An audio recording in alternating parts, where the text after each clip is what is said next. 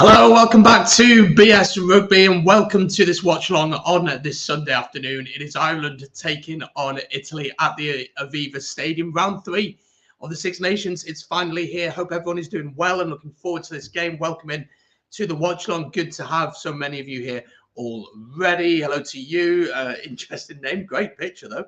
Hi to you, Richard. Hope you're doing well, mate. Good to see you as always. Let me know where you're watching from in the world, who you're supporting this evening. Get involved, of course. Hit that subscribe button if you're watching on YouTube and give us a like. Follow and like, of course, if you're on Twitch or if you're on Facebook, and get involved. Welcome along, though. Let me know your thoughts on the team. We're going to go through it. We're going to have a chat about the form of these two sides, and we're going to have a look at the game as it goes on. So you are more than welcome into it today. As I said, of course, it is Ireland against Italy, and kickoff is at 3 o'clock. We'll also have a chat about yesterday's games as a Welshman. Oh, it was emotional yesterday. It was pretty emotional, and I'm sure we'll get into that. But we will talk about this game, of course. We will throughout the course of the match. And do let me know how you see this game going and who you are backing to win today. Make sure to vote in the poll. I'll be interested to hear who you think. At the minute, 75% of you think that Ireland are going to win. Surprisingly, 25% of you think that Italy are going to win, with a 0% thinking there's going to be a draw. So it's going to be an interesting game. Make sure that you've liked the stream as you've come in as well. It massively helps, and it's really appreciated. But the teams are going to come out in any second. Of course, I'm not showing the actual game. Not allowed to do that due to copyright, but you can stick around and listen to my commentary and my thoughts. And yeah, the game is on ITV here in the UK. So it's on Freeview if you want to check it out. Right, let's have a chat about these two teams. So last week, of course, Ireland went over to the Stade de France, not a week ago. In fact, it was 2 weeks ago. This time, of course, it was France getting a big win there. France winning by 30 points to 24. But credit has to go to Ireland, who came back into the game. They grew into the game in the second half, made some interesting decisions that you could look back at and wonder why those decisions were made. But France, in the end, managing to hold on and win in that one. While Italy were at home in Rome, they took on England, but lost there by 0 points to 33. So Ireland obviously come into this game as massive favourites, absolutely massive favourites. And I'd be really interested to know from Irish fans what you think about what would be a respectable result today for Ireland. I'd be really interested to know what you think that would be. And last time these two teams met, of course, was last season in the Six Nations, Ireland winning this one by 48 points to 10.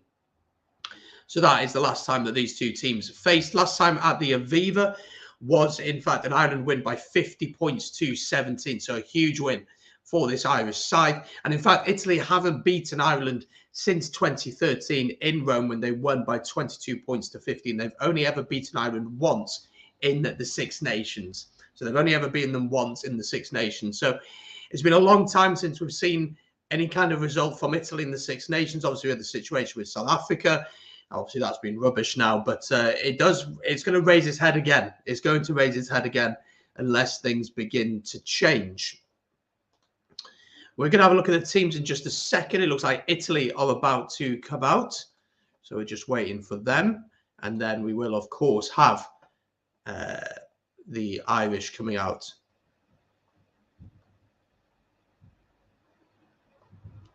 And we will see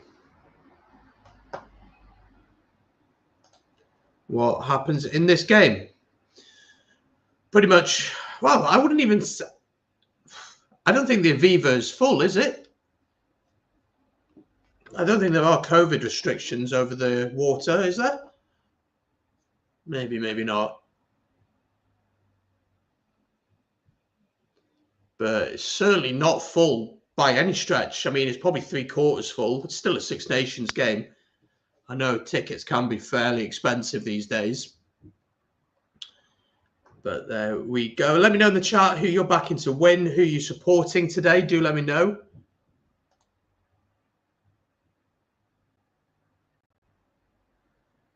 Italy are making their way out. So we will go through the teams. Now, let's start with the Italians, first of all, as they are the team on the way out.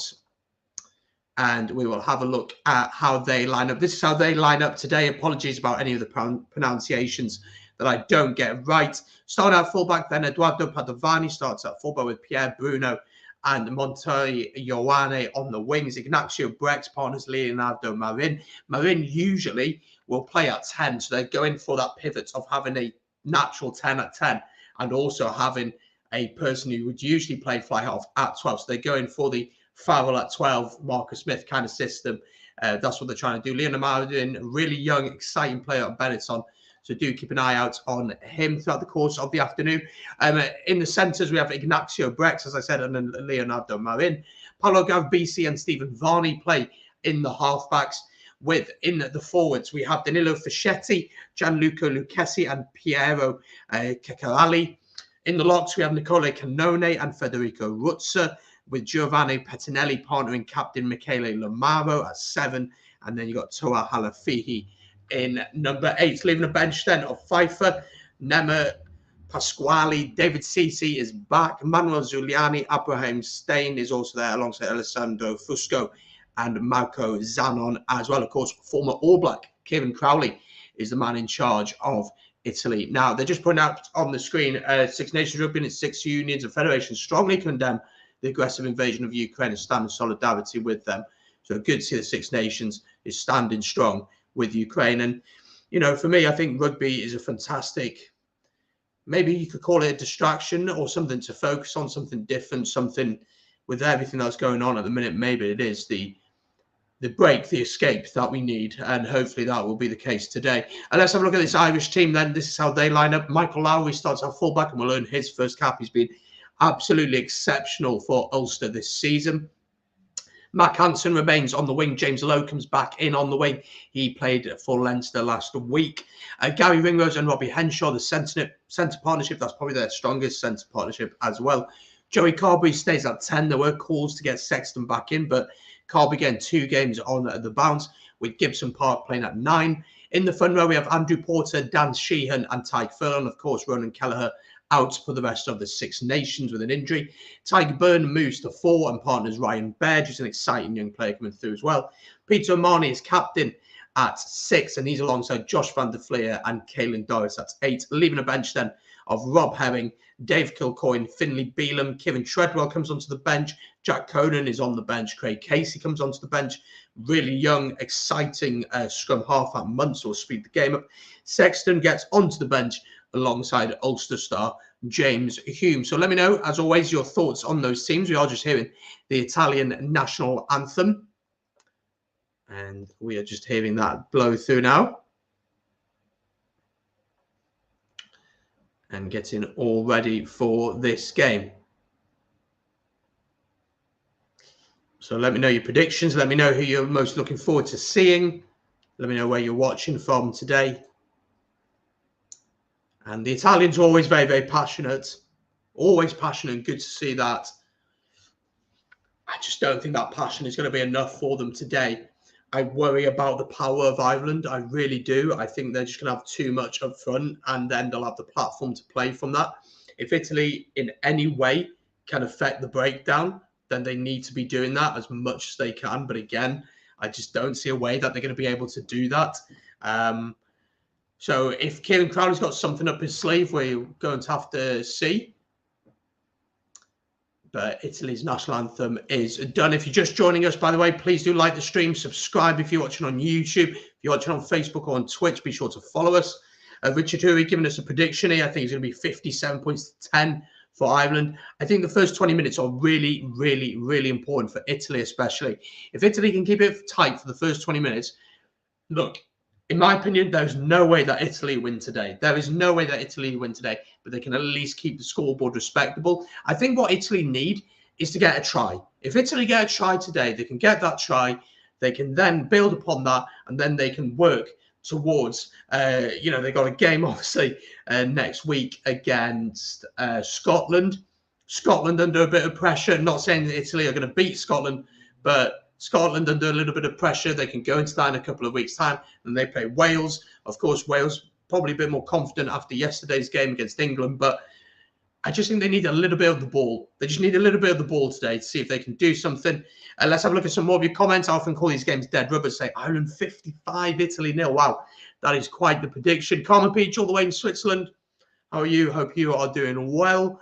Yes, an Osprey after last week against Leinster. Tried to keep quiet about that, but no, I hope everyone is doing well. Good to see some of the regulars in here as well. Hope you're all keeping well. And we're just seeing shots of Michael Lowry there, of course, on his debut today. So good for him. You know, he's deserved this call-up. I think he's been fantastic. I am a little bit surprised at the lack of changes from Andy Farrell. But again, the thing in the Six Nations is Ireland will still believe that they can win this competition. The problem is now, though, England play against Ireland next at the Aviva. On current form, I'd back the Irish to win that. I don't think we, as the Welsh, are going to beat France at home. I think we can give them a game, but I don't think we beat them. And it's all down to England then. Can England stop France on the final weekend? That is going to be the big challenge, isn't it? So we're going to have to wait and see on that. But welcome in, folks. Hope everyone is well. And final game of the Six Nations. We have another 2-week break, but we are going to do loads of URC watch-alongs next weekend anyway. So do let me know, actually, what games you'd like to see next weekend, and I'll try and fit as much as I can in. If you're watching on YouTube, please do hit the like button. We've only got 11 likes, so let's see if we can get that up a little bit. So please do hit that like button. It's massively appreciated. And we are ready to go. So I'll quickly, for those who have just joined, run through the starting lineups one more time for you. So for Italy, Edoardo Padovani starts at fullback with Pierre Bruno and Monty Ioane playing on the wings. Ignacio Brex and Leonardo Marin play in the centres with Paolo Garbisi and Stephen Varney at 9. In the front row, we got Danilo Fischetti and Lucchesi alongside Kekarali. In the locks, we have Nicolo Canone and Federico Ruzza, with Giovanni Patinelli and Michele Lamaro playing alongside Tao Halafihi. For Ireland, this is how they line up. Michael Lowry starts at fullback, getting his first cap. Matt Hansen and James Lower on the wings. Gary Ringrose and Robbie Henshaw in the centres, with Joey Carberry and Jameson Gibson Park playing in the halfbacks. In the front row, we got Andrew Porter, Dan Sheehan, and Tyke Furlong, Tyke Byrne and Ryan Baird, and then Peter O'Mahony, Josh van der Fleer and Caelan Doris. So there you go. Those are the teams. And we're all set for kickoff here. Just maybe a minute to go. And all set for the game down at the Aviva. Let me know your predictions in the chat. And how you see this one going. Oh, is that Twickenham? Oh, I didn't realise. Oh, right. Okay, my bad. Changes a little bit, but... You know, although as a Welshman, people will call me bitter for saying this, we lost yesterday, but I wasn't that impressed by England. If Wales had managed to sort our breakdown out, we'd have won that game. You know, we really would have won that game. Right, we're ready for kickoff here, folks. So just jumping in now. Welcome in, folks. I hope everyone is okay and staying safe. The referee, of course, is the Georgian. It is Nika Amashukeli. Is the referee, young referee, but he likes to let the game flow, which is what we want to see, of course. I'm wearing my Irish jersey today for you Irish folk. So Italy in their blue, Ireland in their green, and we are underway here. Garbisi gets us underway. Make sure to let me know your thoughts in the chat throughout the game. Of course, you can do a super chat if you'd like to support the channel financially. That's amazing, but as always, no pressure to do that. And of course, make sure that you've liked and subscribed as well. But we are underway here as Ireland get the restart and Gibson Park box kicks it away. And the ball is won really, really well in the air there for Italy. And they have the ball just inside their own half here. Potentially an opportunity to spread it out wide. Marin playing at 12 today, which is an interesting choice. He usually would play 10 for Benetton. Young fly half. You may remember him from earlier in the season when he got a drop goal for Benetton to beat Edinburgh in the last play of the game. That must have been back in September or something like that. But Ireland here with the line-out. Monty Ioane kicking it out on the full. So line-out to Ireland. Whether that was straight, I'm not too sure. But we play on here. Carberry into Ringrose. Ringrose just over the halfway line here. Ireland, very good speed of ball. This is something Italy are going to have to do. They're going to have to slow this Irish ball down. It's something that the provinces all do very, very well, and it's something that the national team does exceptionally well. So for Italy, they're going to have to slow this ball down as much as they can, legally or illegally, just to slow them down. Good hands here. Michael Lowry steps inside. First touch for him in an Irish jersey.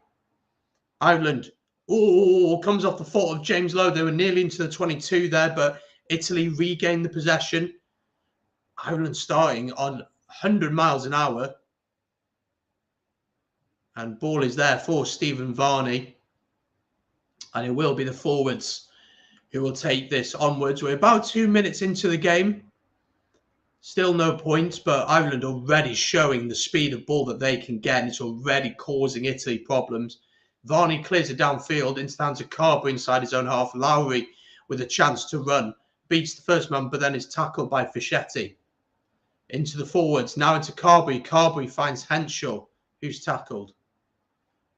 Up towards the 10-metre line. Mac Hansen puts boot to ball. A little bit wasteful, you'd have to say. Enough time for Bruno to send that one down. And he's kicked that one straight off. So it'll be a line out to Ireland just inside the Italian half.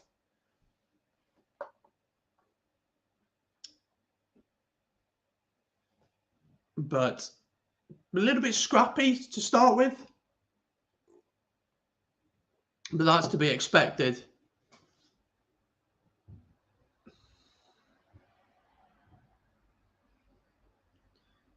And Gary Ringrose receiving some treatment here. Maybe a little bit of blood. Yeah, just a little bit. He's got a cut on the side of his face. He may even have to go off for this one, actually. We're yet to see.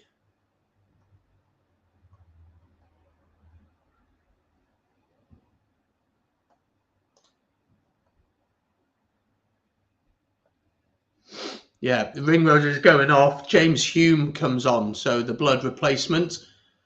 So, of course, Ringrose will have to get that tied up and cleaned up. And James Hume, who's been excellent for Ulster, absolutely brilliant for Ulster this season. His performance against Clermont, actually, in Europe was one of the best performances I've seen from an individual player for an Irish province. I thought he was just absolutely brilliant. So, Ireland here off the driving maul. Switches the direction of play. Gibson Park out to Mac Hansen on the right-hand side. Tackled. Ball is there once again, though. Ryan Baird. Good hands here from Ireland into Tyke Byrne. Henshaw as the first receiver into Kellen Doris. Gibson Park into Hugo Keenan. Gibson Park once again into Henshaw. Decent defence here from Italy. They're holding them pretty comfortably. Oh, that's a lovely angle from Caelan Doris into the hands here of Dan Sheehan, into the hands of Joey Carberry. And Joey Carberry has scored the opening try. It's only taken 3.5 minutes. And Ireland score at the Aviva to give themselves a 5-point lead. The only thing I could think that may be wrong with that try is there's a forward pass in the motion there. But apart from that, it's a lovely rugby from it. Ireland, very simple rugby, but it just works so effectively. Caelan Doris comes on the line, pops into Sheehan into Carberry. No, that's not forward. And he stretches and gets over the line. And Ireland lead here by 5 points to 0. So Carberry to add the 2, which he does, and Ireland lead here by 7 points to 0. It's just the speed of ball that this Irish team get. The ball is just always there on a plate for Gibson Park. It's a lovely angle from Caelan Doris, and then it is Dan Sheehan who just feeds it into Carberry, who can't miss from there. And so Ireland lead here by 7 points to 0. 5 minutes gone. And Italy, Paolo Garbisi get us underway. And Italy really have not had any of the ball. And this is what this Irish team do. They just starve you of possession all the time. So Gibson Park fires it back to James Lowe, who will put boot to ball and clear it downfield. It's not the greatest clearance from him. So it will be a fairly decent position for this Italian side to work from.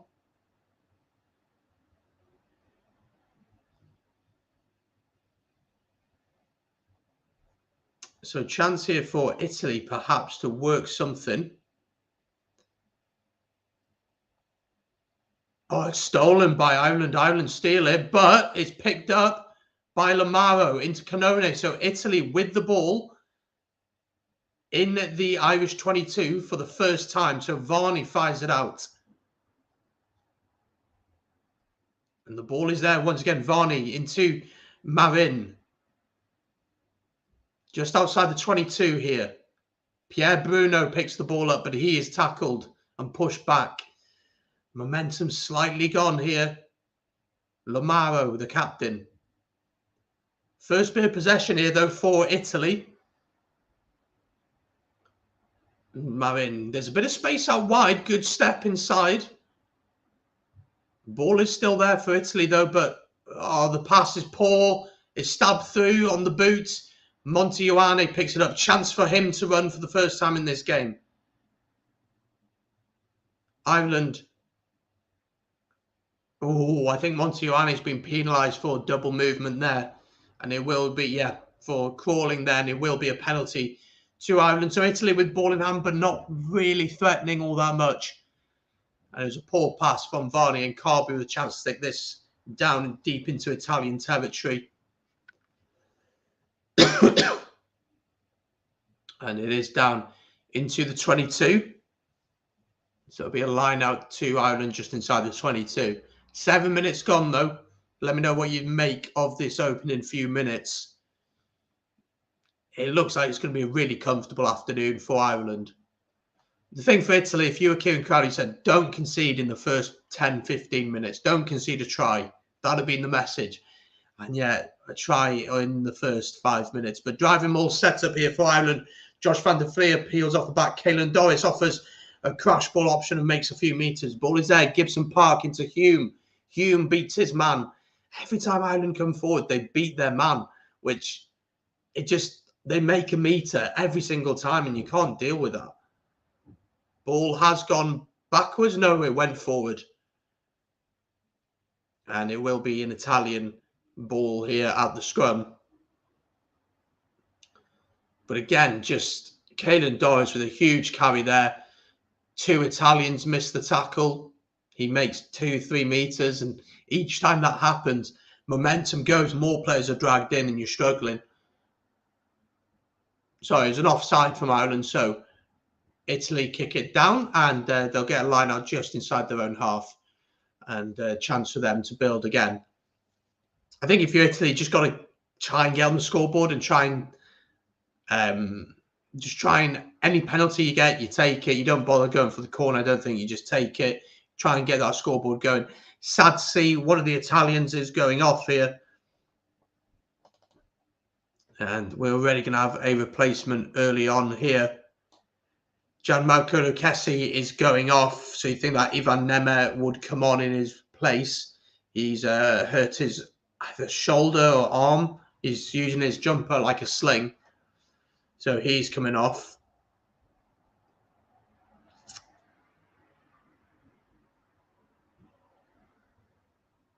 So Lucchesi off. It's Jaime Pfeiffer who's coming on in his place. So not ideal for Italy early on here. I think he was doing the tackling there of Caelan Doris. Well, he missed the tackle, but seemed to land pretty awkwardly. So that's his game and potentially tournament done. So line out to Italy, just inside their own half here. 8.5 minutes gone. Ireland leading by 7 points to 0. And I've realised I haven't put the banner up. There it is.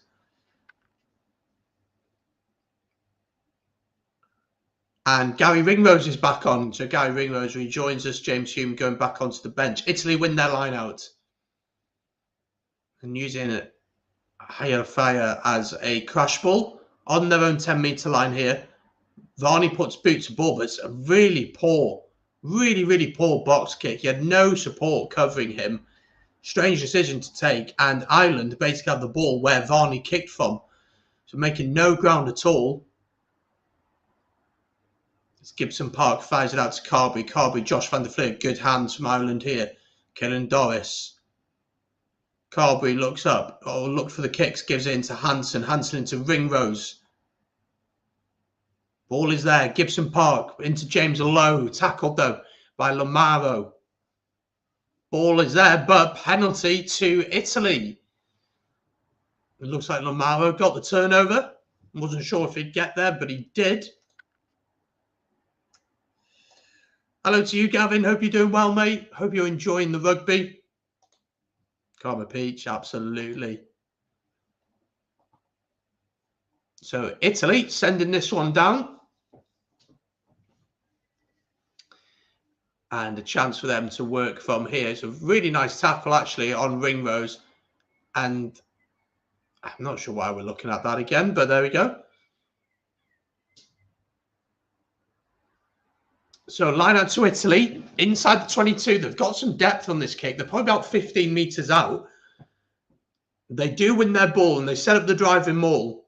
So first time they might secure their ball cleanly in the opposition half. So they're in the 22 here. Driving maul not really moving. Now it begins to move slowly. Varney gets it out. Marin carries. Varney looks up. What options has he got? Ball is out, and Varney's taking way too long on the ball there. And I think Ireland have managed to turn this one over. And they have done. And it'll be a penalty to Ireland. Varney just taking way too long there on the ball. He picks the ball up, looks around for a good 5 minutes. And he just needs to get rid of it. He just needs to kick it.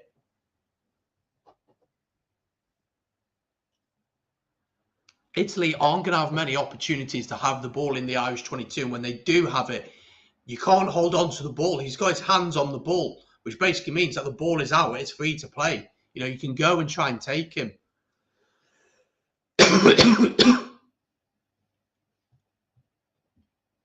Again, you can say the support for him there isn't good enough, but in all honesty, he just needs to get the ball out. So Ireland here from their line out, just inside their own half. Ball spread out wide to Mac Hansen. Good tackle on him by Padovani. Carberry fires it into Furlong.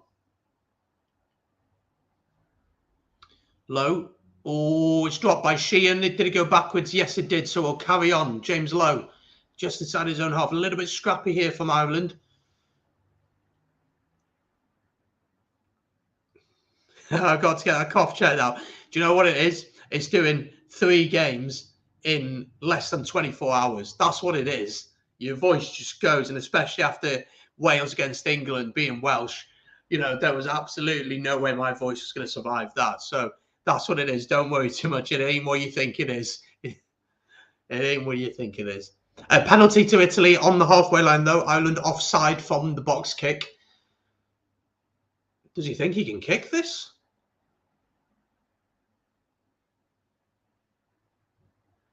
They're going to go for the post. This is going to be a heck of a kick if he can get it. I mean, Padovani has taken the ball and pointed to the post. So Italy, from pretty much the halfway, are going to try.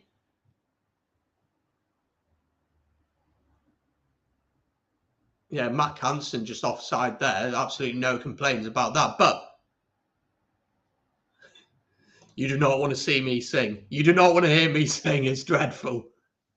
No, not at all. Not at all. No, no, no. I mean, the Wales game last night was with the referee, with everything going wrong in that first half. My voice was not loving it. But there we go. So chance for Italy here to get on the scoreboard. And I said, look, if they've got a chance to take points, I think they've got to just be taking them.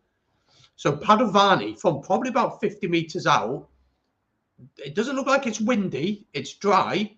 So if he can get the distance, it's about whether he can get the direction. So he steps up, he kicks. It doesn't look half bad. Has he got the distance? He has. And Italy are on the scoreboard. Italy get their first point. And they actually got that with relative ease, to be honest. And that is a huge weapon to have in your locker. If you think you can kick like that, Padovani gives Italy their first points of the game. Ireland leaving by 7 points to 3. So Joey Carberry will get us back underway. And Ireland will be aware of that now, knowing that Italy can kick penalties from anywhere pretty much from the halfway line onwards. They're pretty confident they can kick with the distance. So Ireland get us back underway. Italy with the ball in their own 22 here. Varney will fire it back to Garbisi, who's been really, really quiet so far. He does reach touch, but I think Ireland are going to keep it alive. They do. Caelan Doris just over the halfway line here.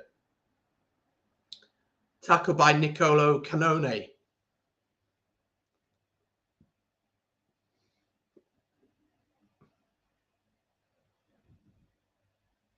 But penalty to Italy at the breakdown. Holding on to the ball. Really good work from Italy. Josh van der Fleer penalised. So Ireland here, I mean, is not quite kickable, this one, but chance fitted to get deep into this Irish territory. And those little battles that Italy need to win. As Boulders and Steel say, hope you're doing well, mate. Italy will need to limit their mistakes. Absolutely. They also need to try and win those small battles on the pitch. I don't think anyone expects them to win today. I expect Ireland to pull away later on in the game. But I do think that Italy need to get those little victories. And what Padovani showed was that he can get those penalties. And they've just got to keep that scoreboard going. So very good work at the breakdown. I mean, Lamaro, if anyone watches the URC, will know he's a quality back rower. Will know that he's very, very good at Benetton. Young, 23 years old, but good player. So some players getting some treatment, just having a little water break. If you're just joining, by the way, please do hit the like button. It's massively appreciated. Subscribe if you're watching on YouTube. Follow if you're watching on Facebook, Twitch. Make sure to do that. And of course, you can follow all my socials. They're linked down below if you want to know what I get up to. It's not that exciting, but if you want to, you can do. So Garbisi, 15 minutes into this one, a chance to send this into the Irish 22. Is he just about missed the 22? No, it's a heck of a kick into the 22. And a chance here for Italy. The problem for Italy, I think, in this game is they just lack the physicality to really... Because for Ireland, when they get the ball, they can just run hard and straight, and they know they're going to get over the gain line, and then they know they got the speed of ball. Italy, I'm not sure if they've got that forward power. Italy do win the line out, though. Set up the maul, but get it out quickly. Good hands. Just inside the 22 here, Varney. Using his forwards. A little bit slow, a little bit static here from Italy. They need something to happen. But again, the ball is there. Ball is presented. 6 phases in here. They've gone back a tiny bit just outside the 22 here. Good hands, Marin. Hansen trying to turn it over. Varney goes alone. Is he going to be held up? His knees have hit the ground for sure. So that's a tackle. Monty Ioane cleans it up. They've lost their complete structure here, but they just got to be patient here. No need to force anything. Just have a bit of possession. Oh, and as I say that, Garbisi sends it up. Where's it going, though? Is it going to work? And it's comfortable for James Lowe, who calls for the mark. He taps and goes and kicks it downfield, and there's going to be all that space back there.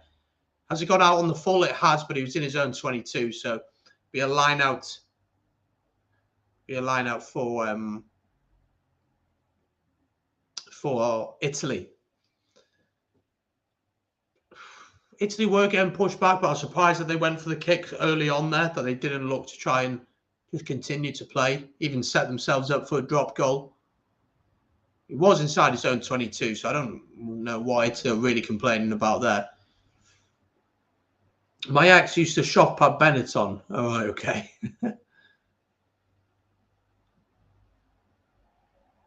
So line out to Italy on their own 10-metre line.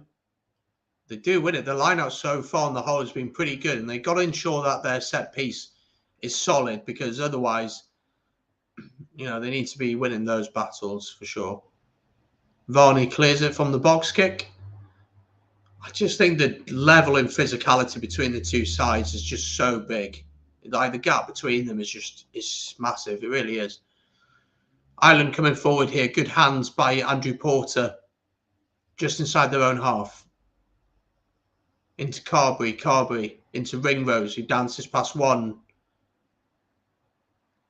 Gibson Park out to Henshaw. Henshaw cuts inside.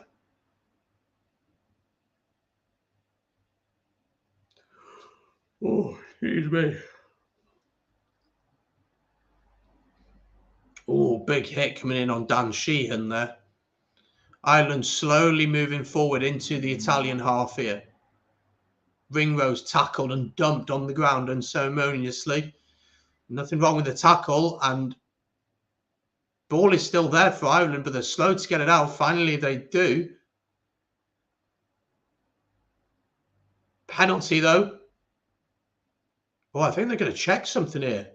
I think we're going to look at something here. Maybe the TMO has seen something.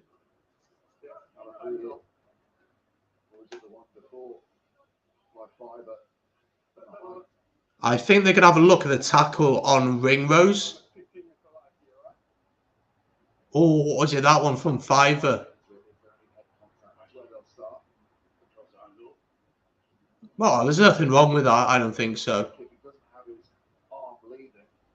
Oh, I don't know, actually. So Fiverr's gone in for a tackle on Sheehan, I believe it is. His shoulder's contacted. It's really difficult to say if it's his top of the chest or the neck.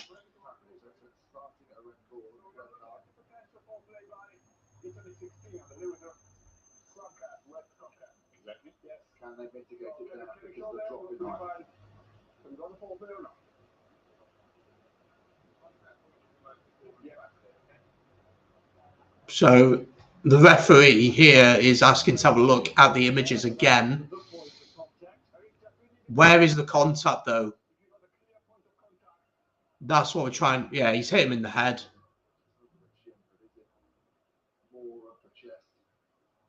The difficult thing here is, has it hit here or has it hit here? That's the. It's like that much of a gap. It's really difficult to say.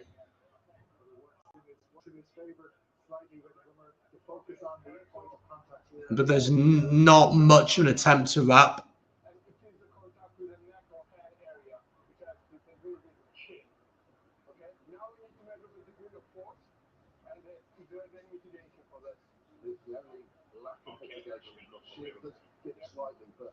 There really isn't much mitigation either, to be honest. I can't see a way that this isn't going to be a red. I think this is going to be a red. And that, well, is awful for Italy, but you can't be doing that kind of tackling. It's dangerous. It's how players get concussion, now effects in later life come along.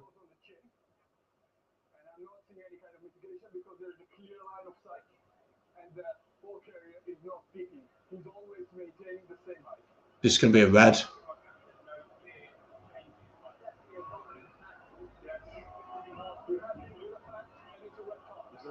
Red card. Italy are going to be down to 14 men here. And the man who came on to replace the injured hooker is going to be off here. He's going to be given a straight red. And he is off. And Italy are down to 14 men. Jaime Pfeiffer sent off for Italy. Less than 20 minutes into this one, and Italy are down to 14, and really can't have any complaints about that whatsoever. They're going to have to take a back off, because when they have a scrum, they're going to have to put someone in the front row. I'm surprised that Dan Sheehan hasn't gone off for a HIA, considering the contact with the head. But regardless, Ireland do put this one into the corner. Now it's going to be about how quick can Ireland wrap up this bonus point, isn't it? That is going to be the question. Absolutely, that red card will severely hurt them. It really will. And no complaints about it. It's 100% a red. You can't be going in tackling like that.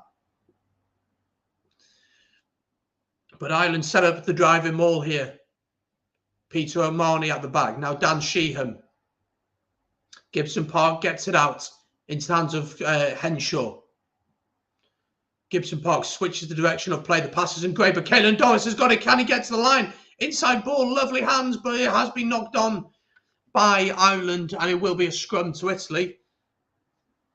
James doesn't think it's a red. Wow, I can't see a reason. Let me know why you think it's not a red. Because I think it is a red. I can't see any mitigation in that whatsoever. Sheehan has hardly dipped. There's no attempt to wrap. He's made contact with the head, which you cannot be doing. So I think is a red, in my opinion. But let me know, folks, what do you think in the chat? Let me know. Do you think that's a red? For me, it is. So Italy here with the scrum. I'm not sure what they're going to do. They're going to have to put someone in as a hooker, or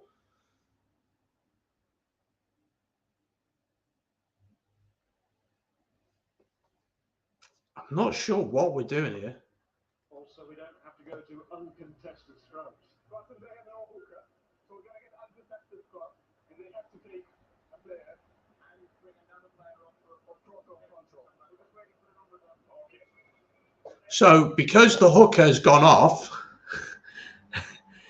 they have to bring another player on. A player is out of the scrum as well. Obviously, the original hooker who would have started the game, Fischetti, is out injured. Let's have a look. Conor Quainan, how are you doing, mate? Hope you're doing well. Hope you are well. I'm absolutely raging out the Italy player that was sent off. How many times the players have been told not to go for the head and neck? Absolutely. Clear red, absolutely stupid act. Karma Peach agrees. Red, contact with head, no mitigation, dangerous. Absolutely. For me, yeah, I 100% agree with you guys. On first look, I was looking at it and I was like, oh, has he hit the chest or the neck? But as you looked closely, it actually caught the lower chin. And you can't be doing that. And there's so many issues, you know, with players after careers and with the damage to the brain and stuff like that. It is worrying and it's something that needs to be fixed. So we're going to have a scrum here.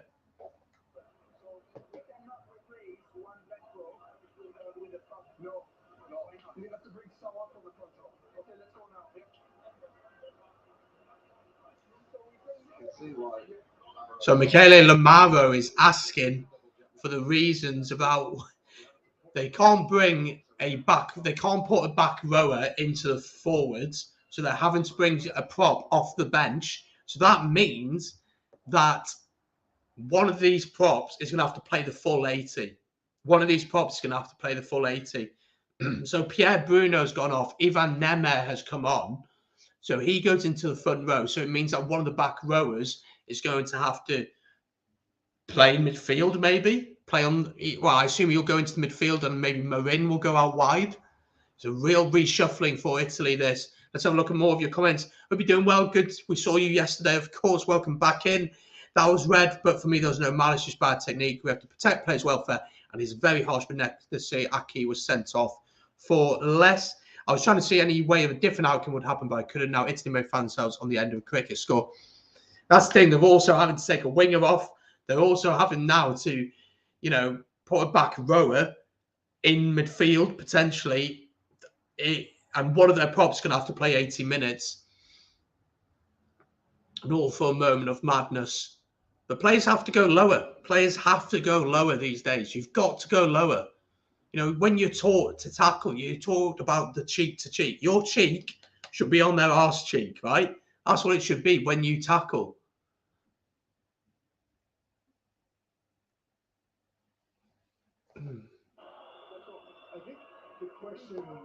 There's a little bit of confusion here with how they're going to set this scrum up. It's a winger for control, so you have a full complement. That's the punishment for not being able to punish them, if you like, to stop teams going saying, both our hockers are injured, the scrum's getting hammered.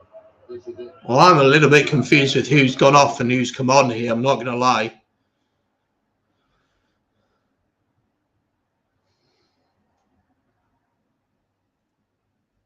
Yeah, there's no choice. You can't be pushing against that amount of weight, going against that little weight.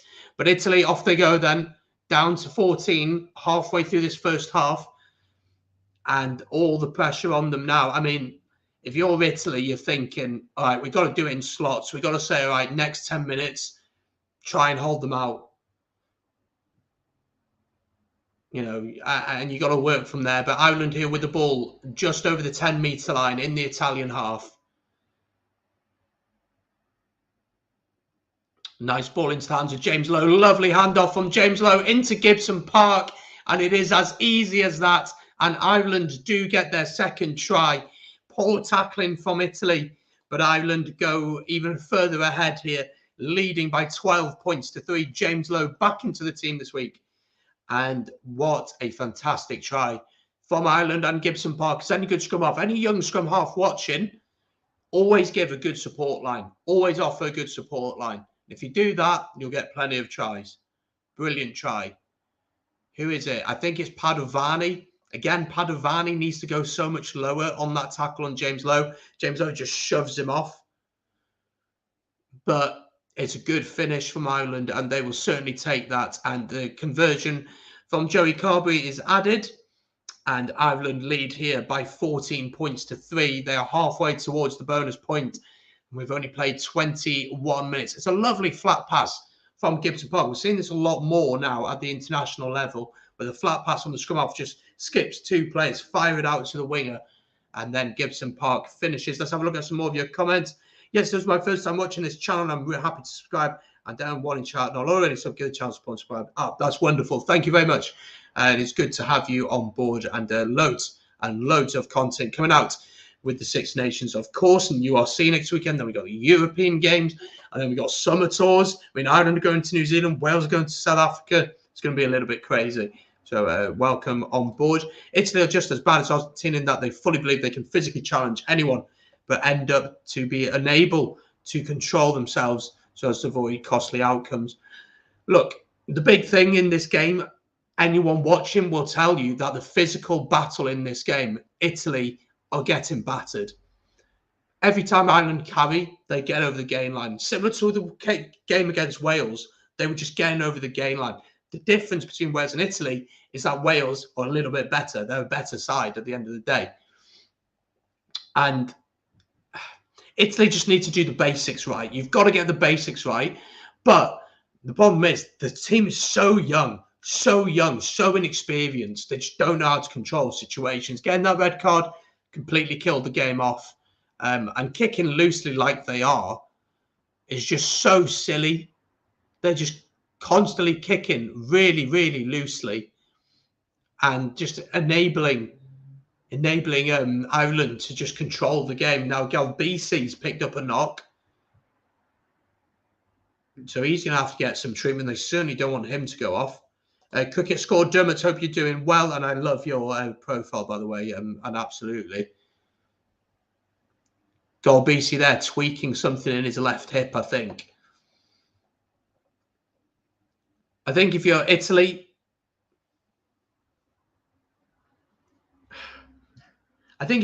you have to try and play in the right areas of the field now. You don't try and play in your 22 because you know Ireland can turn the ball over. If they manage to turn it over, you're screwed because they got the extra man. So you just got to try and play in the right areas of the field. If you have to kick a lot, you've got to kick a lot, but kick well. Don't just kick loosely and silly and no point in it. So Italy with a driving maul here. The ball is there for them. After half an hour, game is screwed over. Zealous Georgian referee, no contested scrum, game is dead. Jeff, what do you mean with an overzealous? Do you think it wasn't a red? Because from everything that I've looked at, that's a red card. I can't see a way. I can't see a way that that's not given as a red. But let me know. I'm always open to hearing people's others' opinions. Hello to you. Hope you're doing well. Good to see you. You're always here. Fantastic to see you. Hope you're okay.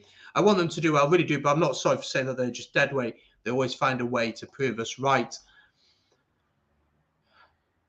I agree. I mean, I did a video, quite an in-depth video with different guests from Italy, Georgia. We covered Spain and Portugal on promotion, relegation, the Six Nations, what should happen with that. I think promotion and relegation would benefit Italy so much.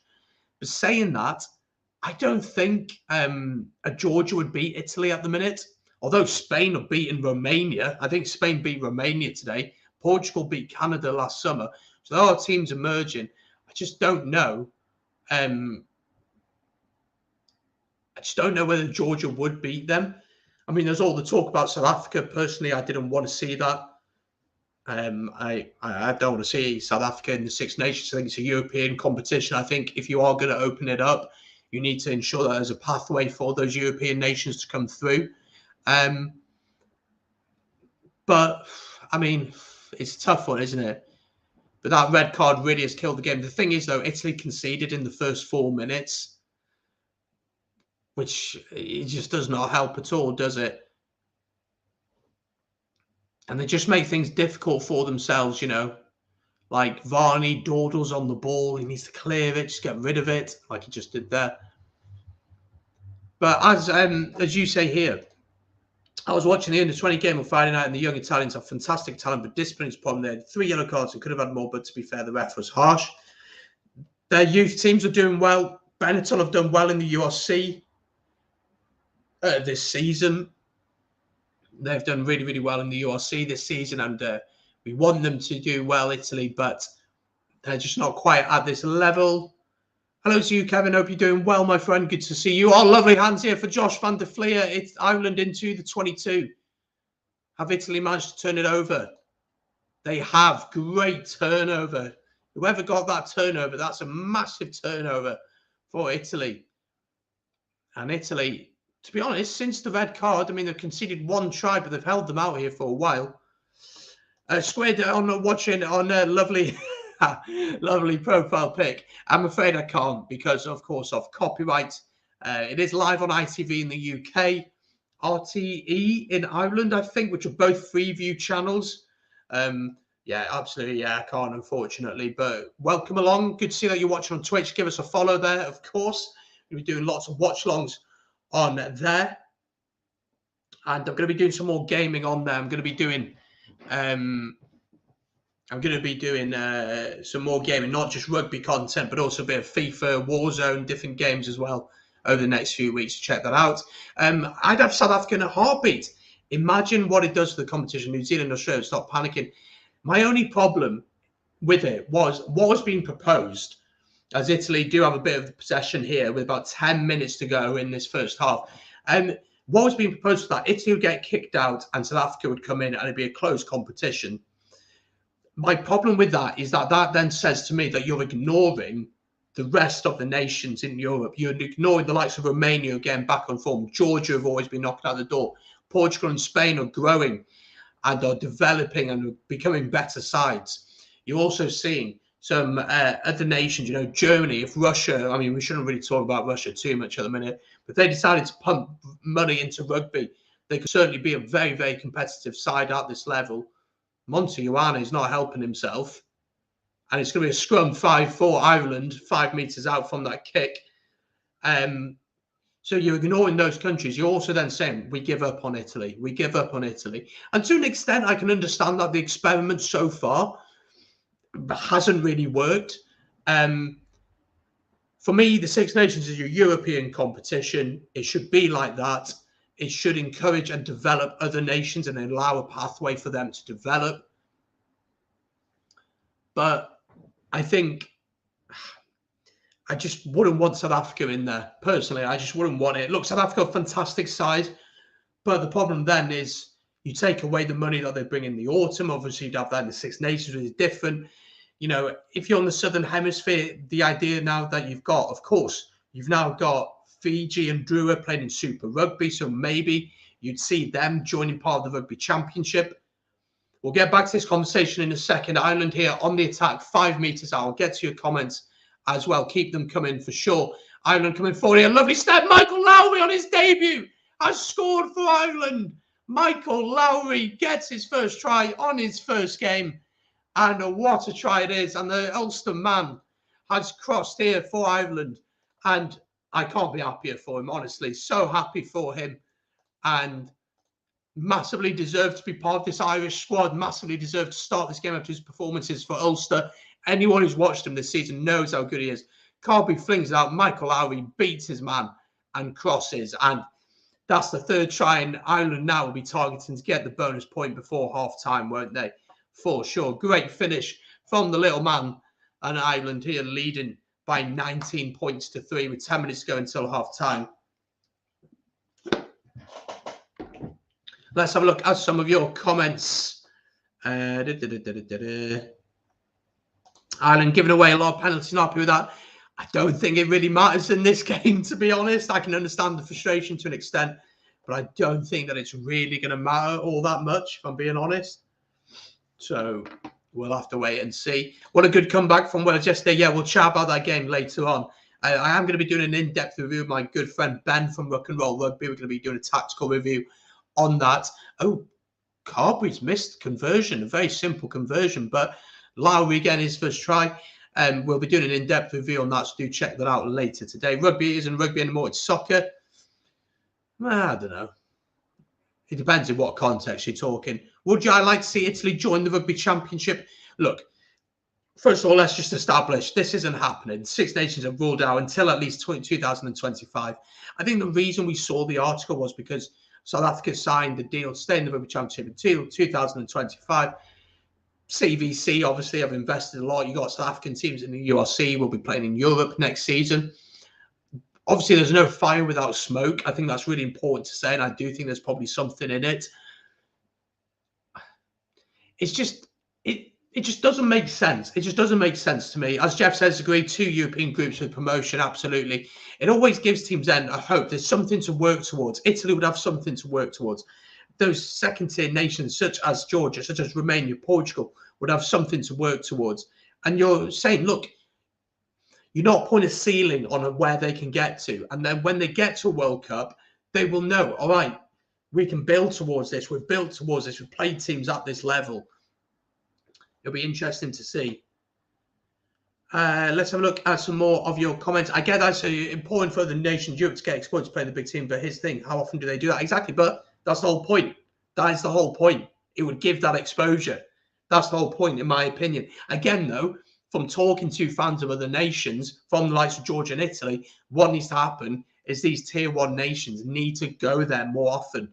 You know, the only tier 1 nation who's gone to Georgia and played an international game is Scotland. Once. No one else has ever been to Georgia. And Georgia, a very proud rugby nation. Rugby is the national sport, most popular sport. They've created some fantastic players over the years in Georgia. Lots of them playing in the top 14. It's crazy that France haven't even been there. So we need to see that start to happen. And then we get to see those games happen more often and see whether they're truly at the level for it.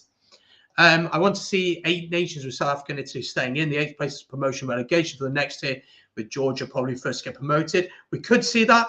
But again, what you have to remember, of course, is that as someone pointed out maybe earlier on, here it is. Italy own part of the Six Nations. They aren't going anywhere. The only way forward is expansion. Italy own a stake. There are 7 stakes in the Six Nations. Each nation owns one. CVC owns one, the investment company who pumped 300 odd million into the competition. So everyone has to agree on something to happen. Maybe Italy could do a swap with South Africa. Maybe. Would they take them? They'd get battered by Australia. Argentina would beat them pretty comfortably. New Zealand would put 50 on them, easily 60 maybe. The Six Nations teams only play the likes of Georgia, Romania, Portugal, and others in the World Cup. That's every 4 years. Exactly. So these games, one thing we can agree on is these games need to happen way more often, doesn't it? If that was a red, why don't we see 5 heads of tackle like that in every match? No consistency whatsoever. Maybe. I think the thing is contact with the head. And the rules state that if it's contact with the head, you start a red card and you work your way down. There's no mitigation. So the player wasn't particularly dipping. He didn't slip or anything like that. There's no attempt to wrap. So there really is no choice. Ireland trying to throw the ball about here, but knocked on by Robbie Henshaw. Ireland maybe try to force it a little bit here with about 5 minutes to go until half time. Expansion is better than relegation. I can see both sides. I think expansion, what you could say in some sense, you could say, all right, let's bring Georgia and Romania in, for example. Let's bring them in and let's give them a decade. We've given Italy 22 years.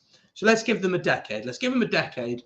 And then let's say after that, we'll assess the situation, see how they've done, see if they've added something to the competition. If they have, we'll then consider getting them, opening the doors up once again to some other nations. That is always an option. I just like the idea of having a pathway to get to the top. I like that idea. Whether the unions would sign up for that, I don't know. I mean, Italy certainly would be very, very reluctant to sign up to it because they know that their place would be under threat. They know that having a 6 out of 10 performance for them wouldn't be enough against a Georgia. They'd have to be at 8 or 9. I still would think this Italy team would beat Georgia. I still think they would. But in 2 years' time, when they've played each other consistently, who knows? I mean, we're 18 months out from a World Cup, so nothing's going to happen anytime soon. To counter the 8 nations, have something similar in the Southern Hemisphere: Australia, New Zealand, Argentina, the Pacific nations, Japan, and promotion relegation for both Pacific American Asian teams. There was something proposed, of course, if you remember a few years ago, where it was the 12 nations, wasn't it? So you'd have 2 leagues of 12 nations, and it would have been the top 12 teams ranked in the world would have played against each other over the course of the year. The bottom team would have played a playoff with the top team in the second division. So if we were to look at the world rankings, we'll do it at half time, actually. We'll have a look at the world rankings and see how that would have worked. We'll have a look at that at half time. If they expand and it benefits the tier 2 nations, then that's fine. But until that happens, that's a big if. So far, the ball isn't in that court. Exactly. We're nowhere near that kind of discussion. It's a fun discussion to have, though. Here come Ireland, though. About 4 minutes to go until half time. Italy, on the whole, to be 19 points to 3 down at half time, having been a man down for the last 15 minutes, it's not been woeful from them. I mean, even if they'd had 15 men on pitch, to be 19-3 down at half time, I honestly think they'd have taken that.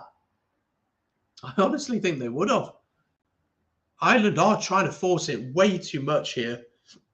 They do have the advantage from a knock-on, though. On the 10 metre, just over the 10-metre line here in the Italian half. Knocked on by Italy again, so Ireland still with the possession. With about 3 minutes to go until half time, still advantage here. If I'm Ireland, I'm just sending a big ball carrier down the middle and then really looking to just then get out wide. Michael Lowry here steps into the 22. Here comes Byrne into Carby. Carby into Josh van der Fleer, who steps off one and deep into the 22 now. Ireland looking very dangerous here. Tadhg Beirne up to the 5-metre line. This looks pretty good. And it is. Peter O'Mahony crosses. And Ireland do have their bonus point try. It is Peter O'Mahony who crashes over. And Ireland finally get that bonus point. And that, well, we knew the game was over, but that will certainly be that. Peter O'Mahony, captain on the day of his 82nd game, gets his 3rd try in his international career. And Ireland leading here by 24 points to 3 with that bonus point. Josh van der Fleer is carrying the ball so well at the minute, isn't he? He gets over the game line. Ball then comes into Tadhg Beirne, who takes a lovely line, beats a couple of men. And then it's a 3 against 2. And Peter O'Mahony is just way too strong for Padovani, who's not going to stop him from a metre out, maybe less.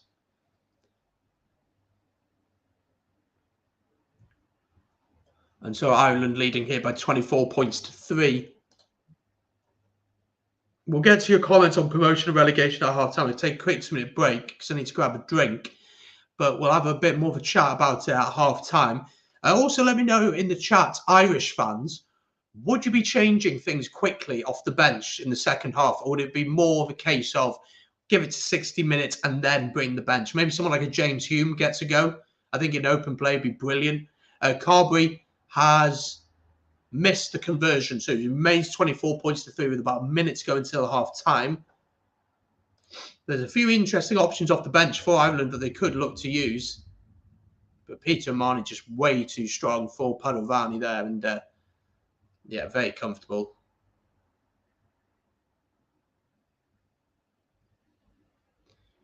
So a minute to go until half time here.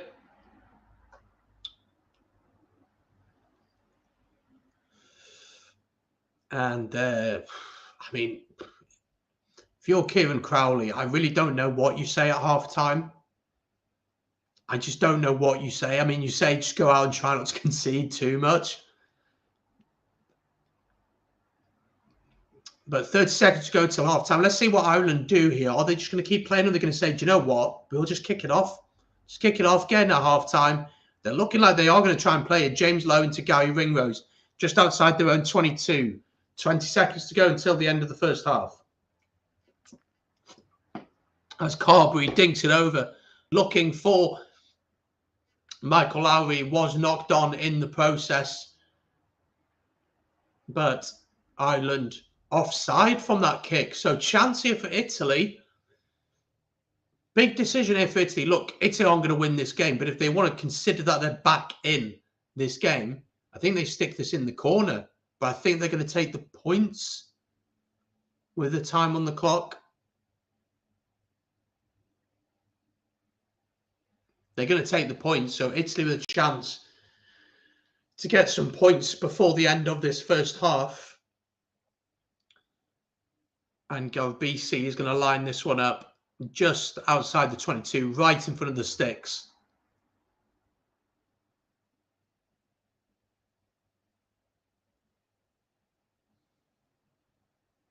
So Paolo Garbisi lines it up and he slots it through, and that is half-time. At half-time, it is Ireland leading this one by 24 points to 6. 24 points to 6 in favour of Ireland at half-time. Very, very comfortable. Obviously, the red card makes a massive difference, doesn't it, in the terms of the game? And you'd think that would impact the game a lot more later on. I'm going to take a quick 2-minute break on the channel. Don't go anywhere. Keep your comments coming in on promotion, relegation, as we were chatting, and what you'd like to see in the second half. Let me know your thoughts on anything else, really, and I will be back in just a second. Make sure, as I said before, like, subscribe. If you're watching on Twitch or Facebook, to follow as well. And all my socials link down below. Feel free to check them out. I'll be back in a second. In this fixture, I hope you are enjoying the watch along. If you are, please do hit the like button. Subscribe to the channel as well. It's completely free to do, and there is so much content coming out over the next few weeks with the Six Nations.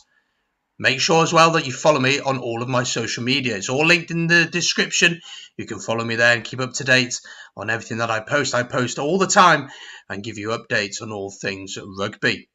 If you'd like to support the channel financially, that'd be massively appreciated, but there's absolutely no pressure to do so. You can do that via Super Chat, and you can do that in the live chat on YouTube. Not long to go now, though. We'll be back in a second.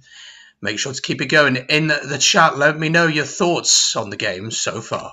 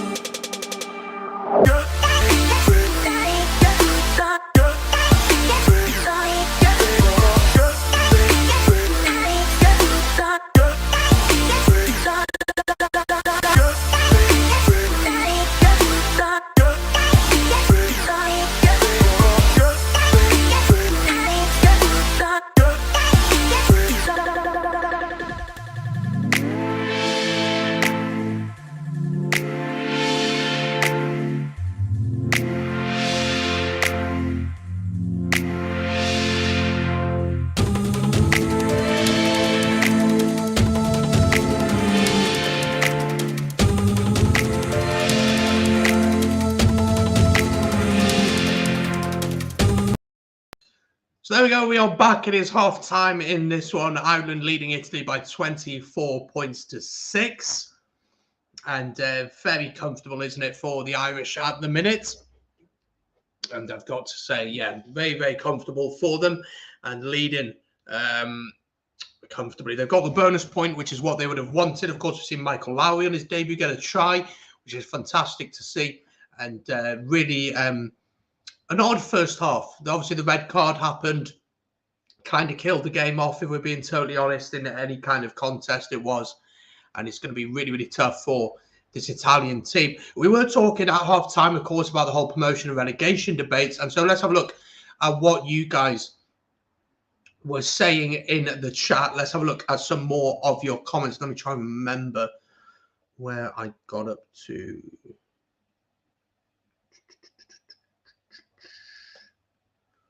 Oh, I don't remember where I got up to. But we were also talking about concussion. I think this is a really good point. Not this one specifically, but this is an interesting point.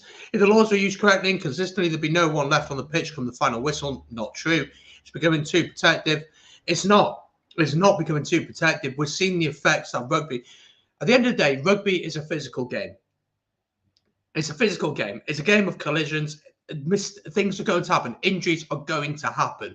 It's part and parcel of the game. If you're worried about that, you shouldn't play the game, right? Because it's part and parcel. It's just going to happen. But there are things in the game. That is just bad tackling technique. That is bad tackling technique. You should not tackle like that. There is no reason for him to tackle like that. He's not even going in to try and rip the ball. You know, it's not as if he's gone in to try and rip it. He's just hit. He's just hit. That's it. There's nothing else. He's just hit. So I don't agree with that whatsoever. Gavin then says a really good point. I stopped playing rugby when I was 29 due to multiple operations on my shoulder. 11 years on and I'm being tested for dementia.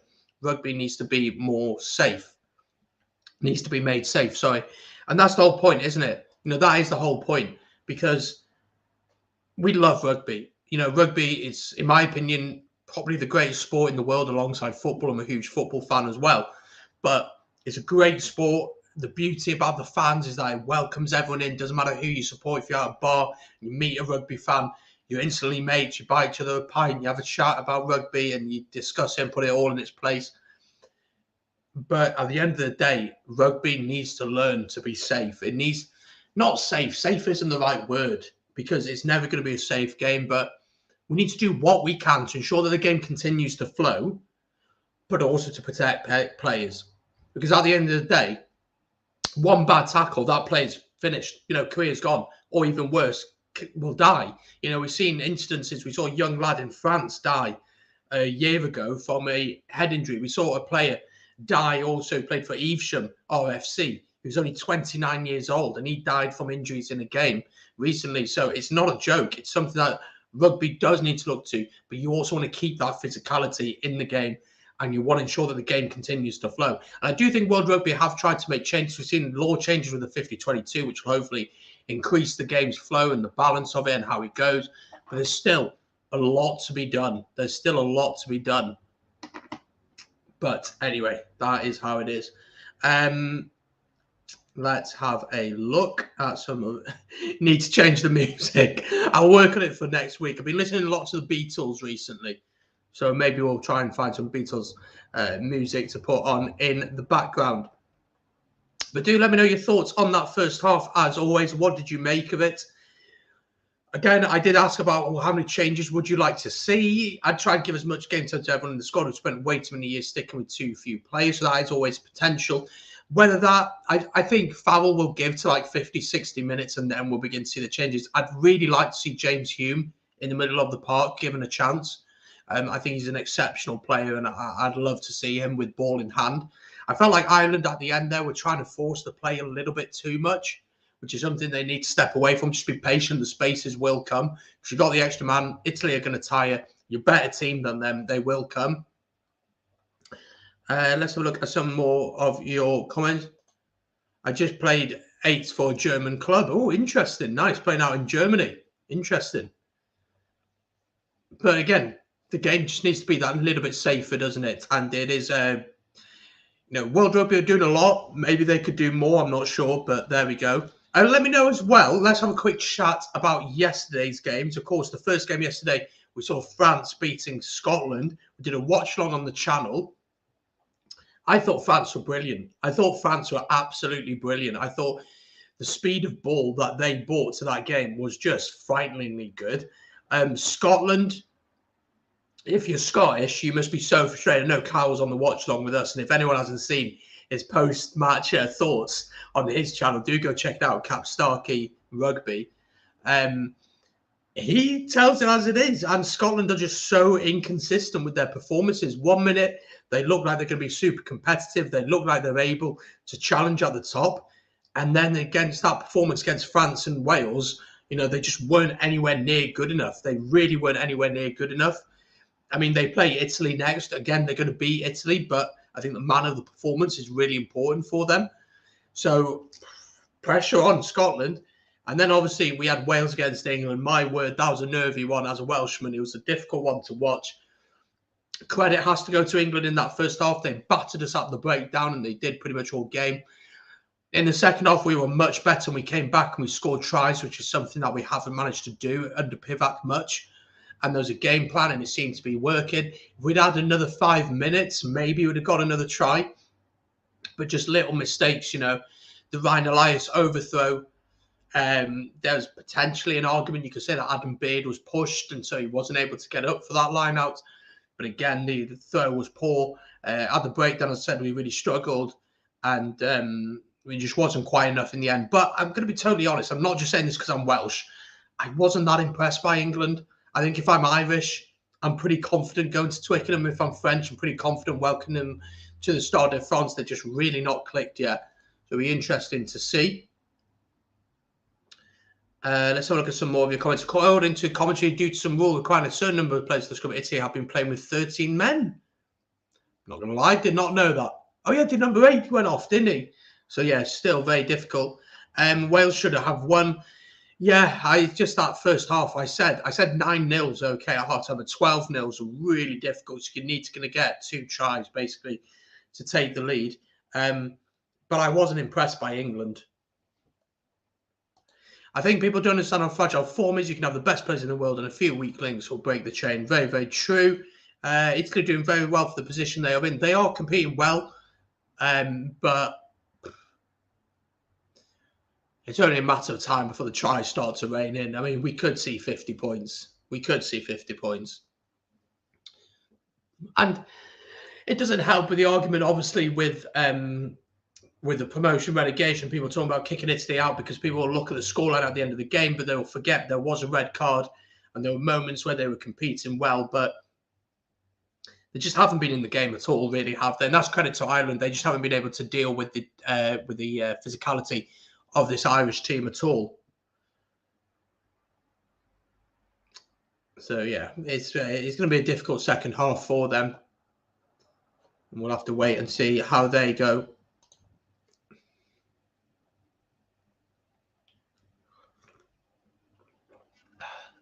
So we're ready pretty much for the second half here. If you have just joined us, please do leave a like. That'd be massively appreciated. Also, make sure to let me know your thoughts in the chat. Subscribe if you're new. If you're watching on Twitch or Facebook, massively appreciate if you can give us a follow there. Don't forget you can do a super chat if you want to support the channel financially. But as I always say, there's no pressure to do that. Or you can send a sticker as well. That's massively appreciated. Ireland are coming back out. And I don't think we've got any changes at half time. I think Andy Farrell will probably give it to like 50, 55 minutes. But as I said, if we have a quick look at the bench, actually, I mean, you got the likes of Kieran Treadwell who could come on. I'd love to see Craig Casey given a go in this game. James Hume. Do you bring Sexton on, though? Is there any point bringing him on? That'd be my question. Is there any point bringing Johnny Sexton on in a game like this where the game is won, there's no risk of anything happening? Do you even bother bringing him on? I don't know. So Italy down to 13 men, losing by 24.6. Bonus point in the bag for Ireland. What is going to be the attitude of both teams here? It's going to be interesting to find out. Let's get into it. Ireland are going to kick us off here. And it will be Joey Carberry. As far as I'm aware, no changes at half-time. Ireland get us back underway. And Michele Lamaro catches it just outside of the 22. It looks as if Varney might have gone off, actually. I think Varney's gone off. Let me double check who's gone off. I think Varney has gone off.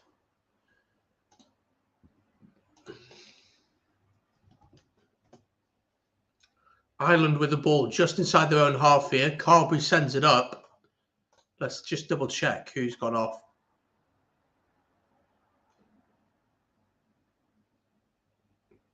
So Italy have actually made 2 changes. So they brought Alessandro Fusco on for Stephen Varney, and Pietro Ceccarelli has gone off, and Tiziano Pasquale's come on. So Italy have made 2 changes. That was right at the end of the last half. Whether that's an injury or whether that's a tactical change, I think Varney was struggling in this game. We'll have to wait and see. I think Ireland against England will be much closer than England versus France. I think France will stop below them. Ireland and England are much more evenly matched. I thought in the second half, we bullied England physically, which was never something I would ever say heading into a game like that at Twickenham as well. This Irish team are much bigger, much more physical, much better than us. If they can get quick ball, and I think you can really get under the skin of the English team, then I think you've got to say, then, I think Ireland will beat England fairly comfortably. But again, England could show up, could point a performance. We'll have to wait and see. Italy have actually got a penalty here 2 minutes into the second half. Paolo Galbisi, pretty much right in front of the sticks, kicks. Has he got the angle right? He's missed it. He's missed it from about 30 metres out. Should probably have got that. And that's a chance missed. There is going to be a change here for Ireland, it looks like. It looks like Andrew Porter's day may well be done. But he is getting a bit of treatment here. I think that players like Sexton need to be kept on the boil. Yeah, potentially you could say so. It looks like Porter's actually okay to carry on. So Carberry will get us back underway with a 22 dropout. Italy, of course, don't forget, down to 13 men in this one, a red card because of the laws in the scrum. They had to take another player off. Galbisi sends this one up, though. And it's been knocked on, I think, by Michael Lowry. Monty Ioane's won it. So chance here for Italy. First time in however long to have a bit of possession. I think Ireland might manage to turn this one over, and they have. It's a fantastic turnover from, I think it's Caelan Doris who's got over the ball there. It is indeed. What a young player he was. Remember when he was coming through a couple of years ago, people were raving about him, and he's really now proving why he is that good.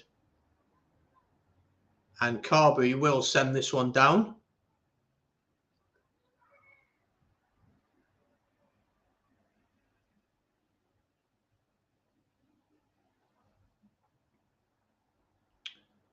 And chance here for Ireland to get their first attack of the second half going.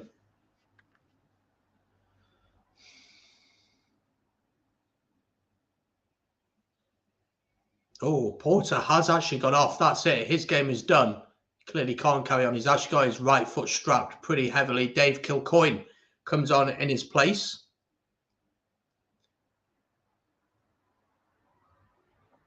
So off we go. Driving more set up from Ireland, just between the 22 and the 10-metre line of the Italians. Good movement on this maul. Gibson Park gets it out of steps, beats 1, beats 2, into the 22. Tyke Byrne will act as scrum half. Through the forwards, here comes Kilcoyne. First touch for him. Advantage to Ireland. Into Ringrose. Gibson Park looks for a little space in behind, tries a little kick. He knew he had the advantage. No advantage, so they'll come back for the penalty. And I think Ireland will just stick this in the corner and go again. I think you should stick this in the corner, right? Offside, Italy. a scrum. Interesting call. Interesting call. I think Sexton is not going to be on. Best bet would be for him to have a rest and then be fit for the England game. I think that's probably what we're going to see, to be honest. Ireland have elected to go for the scrum here. I think if we see a try here, I think we'll see a raft of changes. I really do. Ireland aren't playing with much passion. We should be ruthless. We really want to be World Cup contenders. It's a difficult one, though, isn't it? Because against 13 men, the game's won. Uncontested scrums. It's a difficult one, isn't it? Here comes Carbery into Michael Lowry. Michael Lowry looking for James Hume. Not for James Hume, James Lowe. But it is intercepted by Italy. They kick it downfield. Collected by Caelan Doris. I thought Lowry should probably gone alone there. Byrne carries. Ryan Baird. Now, here we go. Caelan Doris carries up to the 10-metre line. Good hands here from Ireland. Dave Kilcoyne carries. Gibson Park into Carbery. Carbery finds Lowe. Lowe into Josh van der Fleer. Italy, though, with a really good turnover. Another good turnover for Italy. And fair play to them. They are being competitive at the breakdown. A bit of a nuisance, if I may say so. It is Danilo Fischetti, again, who's got that turnover. I think he's got a couple of turnovers in this game. So fair play to him. 6 minutes into this second half. Did anyone watch the boxing, by the way, last night? Between Catterall and Josh Taylor. Absolute robbery. I know it's a rugby channel, but I was that annoyed by it. Absolute robbery, honestly. It was awful. Line out here, though, to Italy.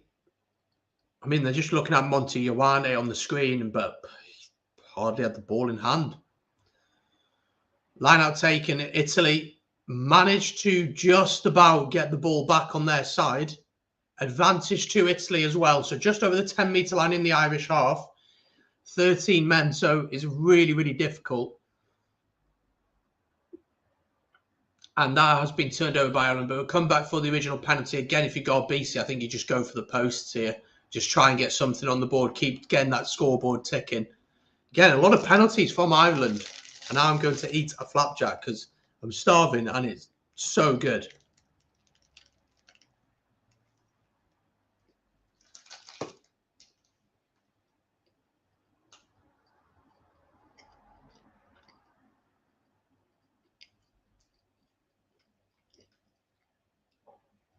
So it was actually a knock-on from Ireland. So it's a scrum to Italy. Of course, we're still out in contested scrums. Here we go then, Italy. Trying to come forward here. Lovely step there from Lamaro, the captain. Italy haven't been dominated at the breakdown as much as I thought they'd be. I thought they'd be really dominated in this area, but they really haven't. So fair play to them. It's just slow ball for Italy. They're really not making any meters whatsoever when they do carry.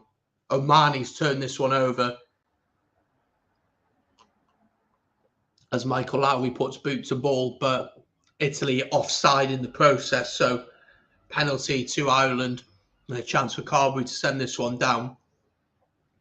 It's a bit of a weird one, this game now. It's very much a dead rubber game. The game's won and it's difficult for Ireland, I think, to keep on top. I think what Ireland need to do now is make changes. Actually, interestingly enough, just looking at the penalty count there, Italy have only conceded 8. Ireland have conceded 8. If they've only conceded 6, Ireland have conceded 8. Italy making a change here. Cannone goes off and he's replaced by Zuliani. So that change has gone through.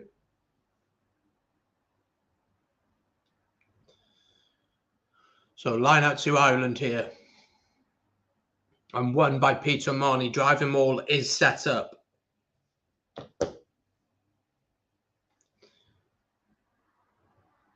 And it begins to move forward. Gibson Park does get it out. Carbery looks up. He's got Mac Hansen. Options are wide. Lowry into James Lowe. And James Lowe was bundled into touch. So it'll be a line out to Italy. And it's not really clicking for Ireland here in this second half, to be honest, in this first 5 minutes. Just a little bit of sloppiness, maybe a little bit of complacency. That's why if I was Andy Farrell, I would be looking to get, as I mentioned before, James Hume, I think needs to come on. I think he deserves his chance in this game. You could bring someone like a James Hume on, maybe Craig Casey comes on. You could, as I said, bring someone like a Kieran Treadwell on to give them a chance to see what they're like at this level. But Italy here with their line out, they've managed to overthrow it, but they do still just about get it back knocked on by Ireland. So advantage to Italy. And they do boot it away. And it's a very good clearance kick. And it will be a line out to Ireland on the Italian 10-metre line. So half an hour to go in this one.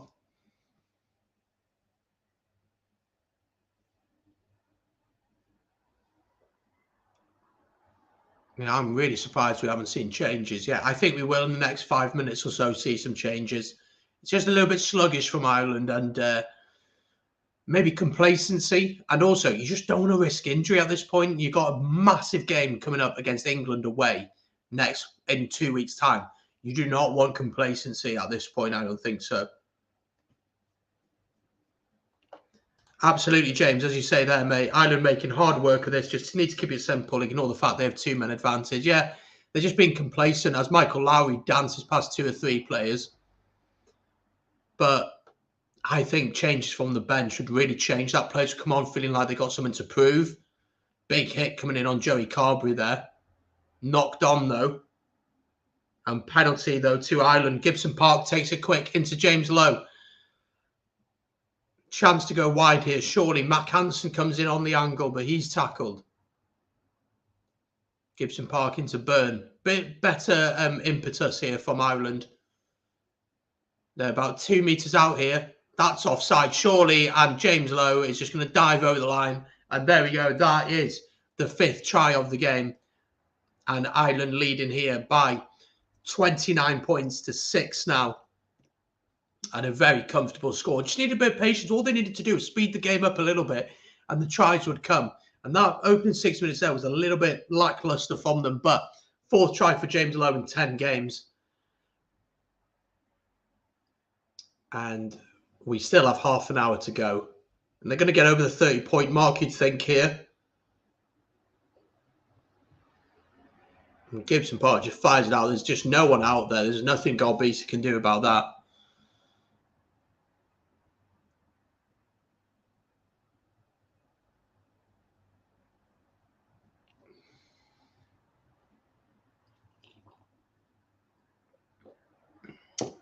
So Joey Carberry, the chance to get over the 30.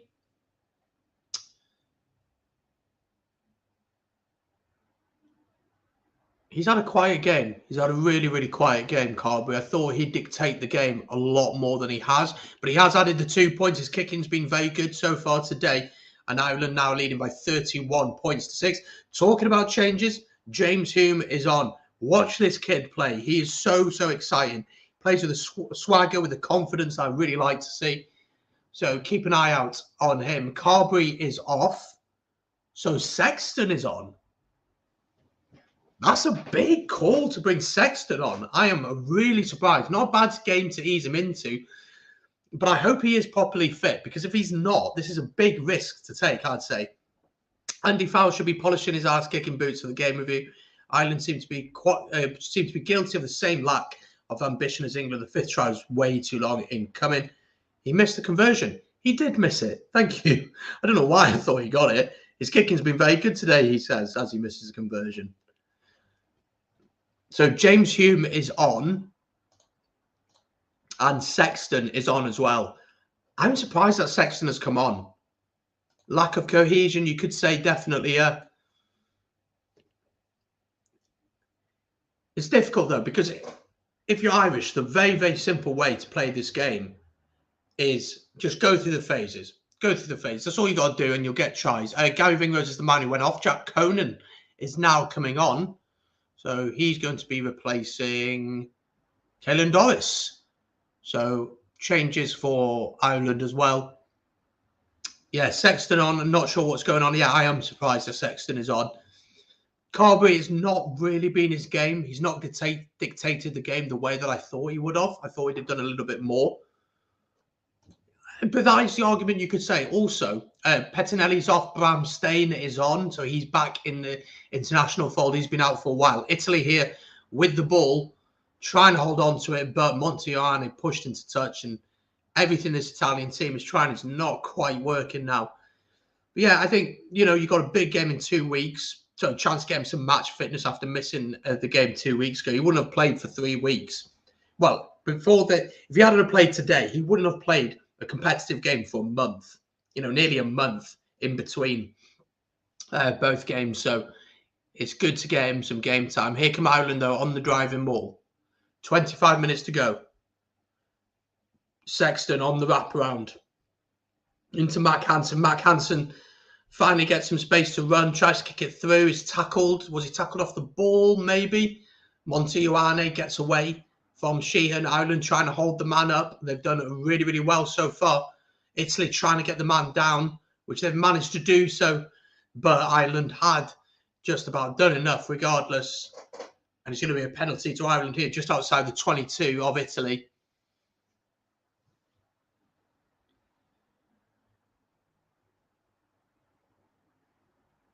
First time we've really seen Mack Hansen with any space. You could say he's tackled off the ball, but I feel like he's probably committed to that, to be honest.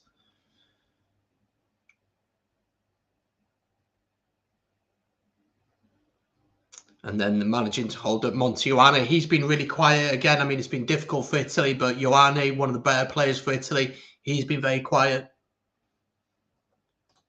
Ireland should have been playing at much higher pace where they turned down them being on subs when Italy are tired and run up the score. I think Italy are shattered. I honestly think they're shattered already. And I think giving someone, as I said, like a James Hume a go, I'm surprised we haven't seen a Treadwell. Sexton straight through the gap. Johnny Sexton, is he going to go alone into Michael Lowry? Michael Lowry throws the dummy and scores for Ireland. I'm not sure if this is going to be given, though. This final pass from Sexton might have been forward. We're going to have a look at it, but I think Sexton's pass to Lowry might have potentially been forward. Just about. I think we can have a look at it here. They are going to have a look at it. I think my initial reaction was this is forward, just. We'll have to wait and see. Here we go. So Sexton breaks through. Ooh, I can't tell from that angle. This is the angle that will tell us whether this is forward or not.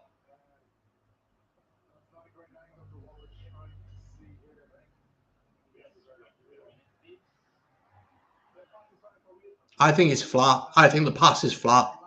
And the try does stand. Try for Michael Lowry. Michael Lowry's second try on his first cap for Ireland. And Ireland managing to get 2 scores now and working their way towards, 50-odd points, you'd have to say, would be the goal now with about 25 minutes, less than 25 minutes to go. Sexton's first involvement, try assist, and also an opportunity to get the added 2 points. So Sexton ready to line this up. 23 minutes on the clock left to go.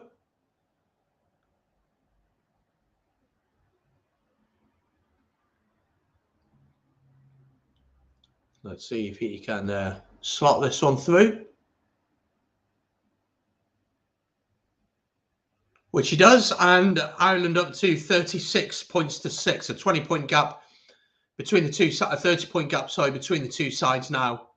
It's just, Ireland just using that wraparound as they so often do with Sexton. One of the centres acting as the first receiver or winger coming in.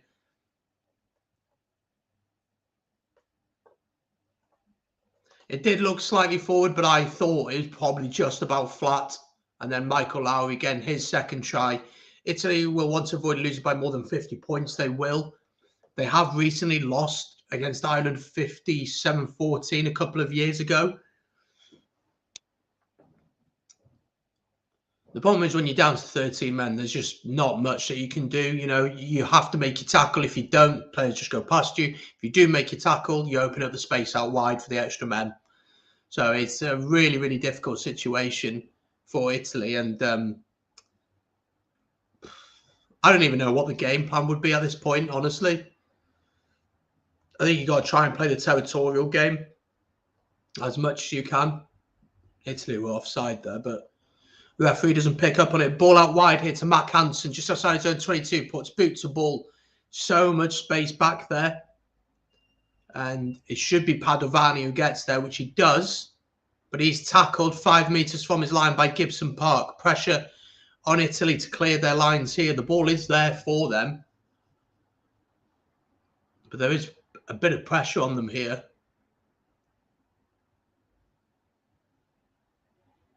And they do clear it. It's not a great clearance kick from Italy. And there'll be a line out to Ireland just inside the Italian 22 here.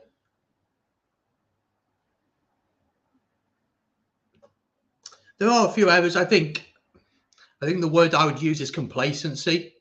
The game's won. You got the bonus point. Italy are down to 13 men. But if you're Irish, and I mean, I think that's why the boys off the bench will make a difference. They feel like they've got something to prove. They want to get the ball in hand, and they want to try and get as many tries as possible now. Again, it could come down to this. How many tries have you got? How many tries against, bonus points, all that kind of jazz? Could come down to that. You know, France still have to go to the Principality, still have to welcome not Italy, still have to welcome England. So, you know, there could be a slip up in there somewhere. Hopefully against Wales. Hopefully. Good hands here, Tadhg Furlong. Good tackle on him from Monty Ioane. 8 metres out now. Ireland still looking to come forward. Italy actually have a man down injured here. So they're actually down to 12 men at this point. Gibson Park inside to Matt Hansen. Trying to do silly little moves here, which are just unnecessary. Just pass the ball and you'll score. Lowry trying to get his hat-trick. 5 metres out now. If you're Irish, just go through the phases. The gaps are going to open. I don't understand why you're trying all these fancy little flicks. Josh van der Fleer's knocked it on. And there'll be a scrum to Italy. And again, if Ireland has just gone through 4 phases there, the space would have opened up and they'd have scored. But trying flashy little flicks from Gibson Park and Matt Hansen is not the way to go. And it's going to be a scrum. 19 minutes to go in this one. Gone very scrappy from Ireland. Really scrappy. It is difficult, though. You've won the game, so I'm not sure how you'd feel being on the pitch. You don't want to risk injury or anything like that. You know the game's won. And some players get an opportunity to get a break. If you're watching and you're enjoying, folks, you're watching on YouTube, please do hit the like button and subscribe. If you're watching on Facebook or Twitch, do give us a follow. Changes for Ireland then. Craig Casey comes on for Gibson Park. And we will confirm the changes as they go through. So those jobs are done for those 3 boys. So 3 changes here. As I said, Gibson Park, Tadhg Furlong going off. And who else is it? And Tadhg Beirne going off. So those 3 changes, those players are going. And in their place, of course, you have Craig Casey in place of Gibson Park. We have Kieran Treadwell on for Tadhg Beirne. And in the front row, we have, his name evades me. For some reason I can't think of it. Dave Kilcoyne, sorry, is on. No, he's not. Finlay Bealham. Finlay Bealham is on for Tadhg Furlong. So those are the 3 changes. So just confirm them. Craig Casey on for Gibson Park. Kieran Treadwell on for Tadhg Beirne. And then we have Tadhg Furlong being replaced by Finlay Bealham. So those are 3 changes. Craig Casey, really exciting young scrum half, will speed the game up. Change for Italy as well. Lamaro is going off. And I'm trying to see who's replaced him. He has to go off actually for a head injury assessment. And he's been replaced by Pettinelli. So Pettinelli's having to come back on. So scrum to Italy again. Uncontested scrums 5 metres out from their own line. And it will be Padovani to clear it down the field. He's got a hell of a boot on him, but plenty of time here for Michael Lowry. Feeds it into James Lowe. There's space on the left-hand side. Lowry does actually slip, though, just before the 10-metre line here. Craig Casey into the hands of Jack Conan, managing just about to hold on to that. Sexton into Hume, who's knocked it on. And a scrum to Italy. Well, Italy, with the advantage, are going to try and play here. Maybe a little bit dangerous. I think they're just going to kick this one away, which they are. So advantage over. Sexton into James Lowe, who kicks it downfield. Comfortable, though, for Padovani. Ireland really sluggish. Just really, I don't understand it. Really sluggish. Monte Ioane. Good hands from Italy here. Down the right-hand side. Making a few meters. Good work from Italy. Ball is there for them. Lovely little grubber through. It's not quite clicked for him. Craig Casey covers it. Ireland did their own 22. I don't know what's happened here to Ireland, but someone clearly has put the switch off. 14 minutes to go in this one. James Lowe almost drops it on his own 5-meter line. And he manages to clear it away. A couple of mistakes going on here. We should be looking at this game the same as the Japan game. We played high pace for 80 minutes. In this game, at most, we played for only 5-6 minutes with the same intensity. And that's generous. For whatever reason, it's not working. A lot of mistakes. And Italy are actually finding spaces in the game now, which is weird. It's really weird. And you've brought those changes on. But who knows, honestly. Line out then to Italy between the 10-meter line and the 22. I mean, this kind of scoreline to Italy doesn't look bad, does it? To think that they've been playing for 13 men for the last, what, 30 minutes or so? For 30-odd minutes, they've been playing with 13 men. They're only 36-6 down. I mean, you'd absolutely take that if you were Italian. Italy here, though, with the ball. Are they going for a drop goal here? No. Ball sent up high. It's a poor kick. And he's kicked it straight out on the full. But I'm not sure if there was an advantage to Italy. There wasn't. So 15 minutes to go. Game is really scrappy now. Ireland trying to take the line out quickly, but not allowed to do so. But really scrappy. Lost its flow this game.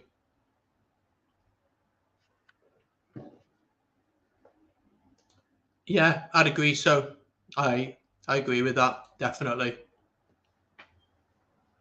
So line out to Ireland, won by Kieran Treadwell. Driving Maul set up.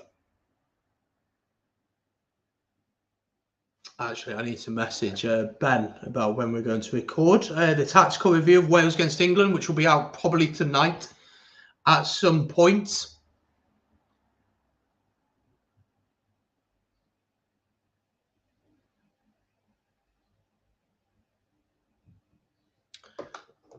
So we will wait and see. Ireland have knocked it on again, just over the halfway line here. Peter and Marnie this time knocking it on. I don't know. I don't think it's raining. So I don't know what's going on. No, sorry, it was Ryan Baird who knocked it on in the tackle. Again, Ireland forcing it too much. Just be patient. Those spaces will open for you. Leonardo Marin at 12 is off. Marco Zanon comes on. Leonardo Marin, keep an eye on him. He's one for the future. I don't think his best position is 12. I think his best position is playing as the fly half. Playing down at Benetton. Really exciting young 10. So do keep an eye on him for the future. Obviously today, he wasn't going to do anything in the game today with the situation that it was. Italy, though. Oh, that's a huge hit from Finlay Bealham. Advantage, though, to Italy. Penalty at the breakdown for them. So chance for them to play. I mean, discipline's really gone out the window here from Ireland. I mean, they'd have racked up more penalties than Italy, without a doubt. And a chance for Italy to put this down into Irish territory. Really weird performance from Ireland. Really, really weird. It's as if it's not quite flowed. Like, they've done enough to win the game. Obviously, the red card makes a difference. Oh, they've missed. Italy have missed touch here. And James Lowe sends it back down. looking for the space that's in there. Padovani will be back. He's going to send this one back as well. And he sends it straight out. So it'll be a line out to Ireland's not the greatest kick. I think Henschel's going off here. Whether that's for a HIA, I think it is.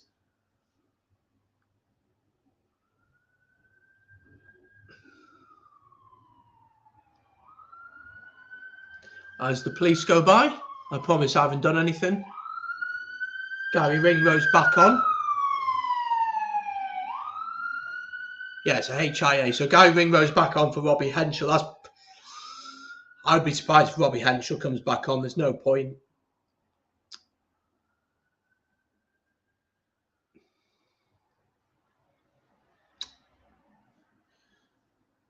So line out here to Italy in their own 22. I think we're getting another substitution for Italy. So we'll keep an eye on who that is. Matt Hansen there trying the low kick over the top. Didn't quite work in his favour, unfortunately. So line out to Italy it is.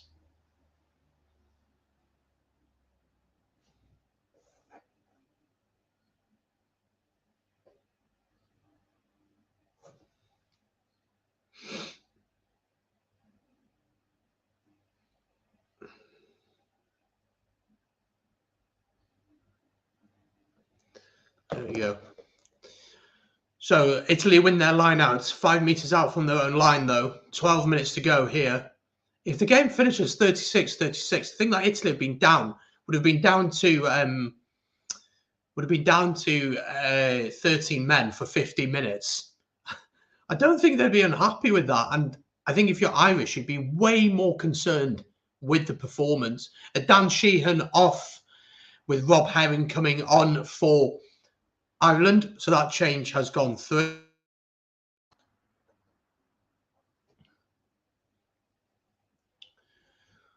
$11 minutes to go now. Line out to Ireland. Stolen by Italy. I mean, everything seems to be going wrong at this point.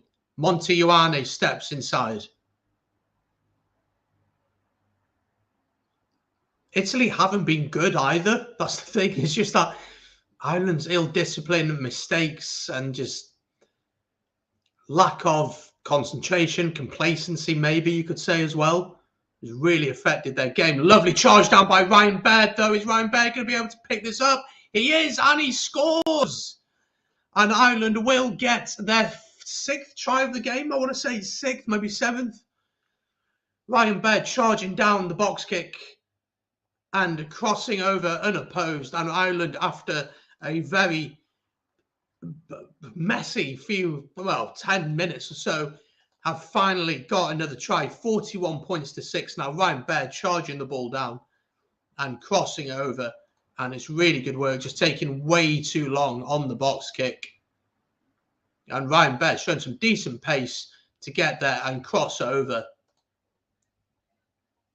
And Ireland lead here with 10 minutes to go by 41 points to 6. Sexton adds the 2. It is now 43 points to 6. And they will have their eyes, of course, on that 50-point mark. Now a converted try would get them there. But good work from Ryan Baird. Another young, exciting player coming out of the Leinster Academy, of course. And he gets his try there. 9 minutes to go in this one. Folks, if you're enjoying, hit the like button, subscribe if you're new. It's free to do. Trying to hit 3,000 subs by the end of the Six Nations. So do hit that button. If you're watching on Twitch or Facebook, be sure to give us a follow and a like. And you can follow all my socials. They're linked in the description on YouTube. So check them out. So a minute to go here. Ireland one converted try away from getting the 50-point mark. Oh, what a woeful restart from Garbisi. Gives the ball straight back to Ireland. Ireland up to the 10-metre line already here. Again, the players off the bench haven't really made a difference. Ireland spill out the breakdown. Italy with the ball here. And now they have the ball on the 10-metre line of Ireland. Chance here potentially. Garbisi puts the kick through. Oh, what another day that bounces into the hands of Monty Ioane, and it'll be a line out to Ireland in their own half here.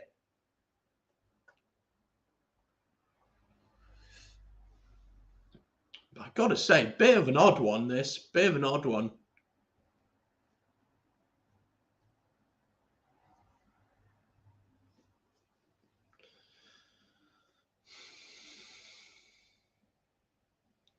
So line out here to Ireland, just outside their own 22.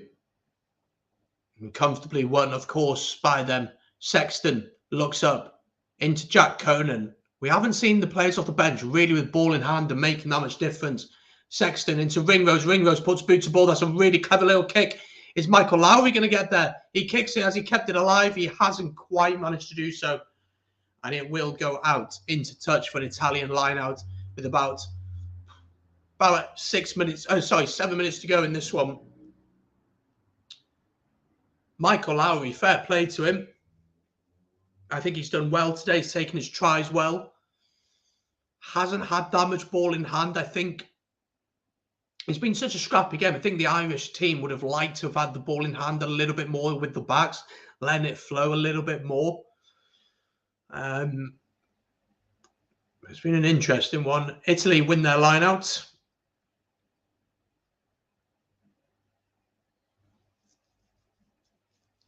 If I was to pick man of the match, it's really difficult to know who to pick, to be honest. I mean, Lowry's had 2 tries. I think Gibson Parks played pretty well, but apart from that, it's difficult to pick someone. I'm even saying that Ireland have won this game comfortably, but it's just been error strewn all over. It's been a really messy, scrappy game from them, and it's not been the clinical performance that you'd want. And it's not been the tidiest performance that you want, considering that they have been playing, as I say, against 13 men they will have played against 13 men for the best part of 60-odd minutes. So maybe you'd have thought they'd have got a little bit more in this game. Oh, that's a shame. I mean, it hasn't been a great game, I'm not going to lie. Hopefully you're enjoying the commentary here, Peter, and hope you are well. But 6 minutes to go in this one. Ireland just on the halfway line here.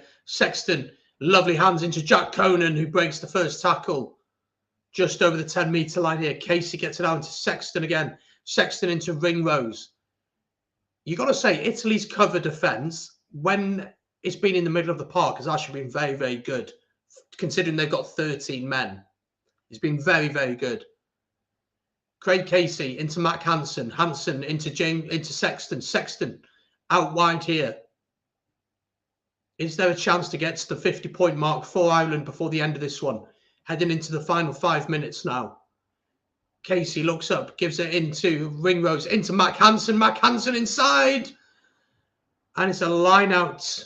But to who is the question? I don't even think the referee knows, to be honest. Who did that come off? We're waiting to see here. The other question could be, if it's come off in Italian and it's gone forward, is it a deliberate knock-on? Which I think is what they're looking at. So this could be a deliberate knock-on from Italy. And if it is, it could even be a penalty try.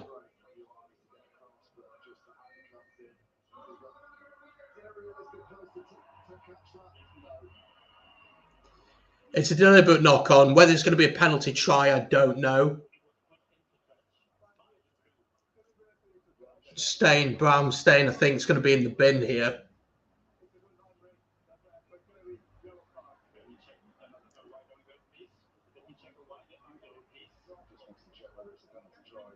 They're going to check, see if this is going to be a penalty try or not, whether there was any cover there. Yeah, so Lamaro was there. Oh, actually, there's no one there.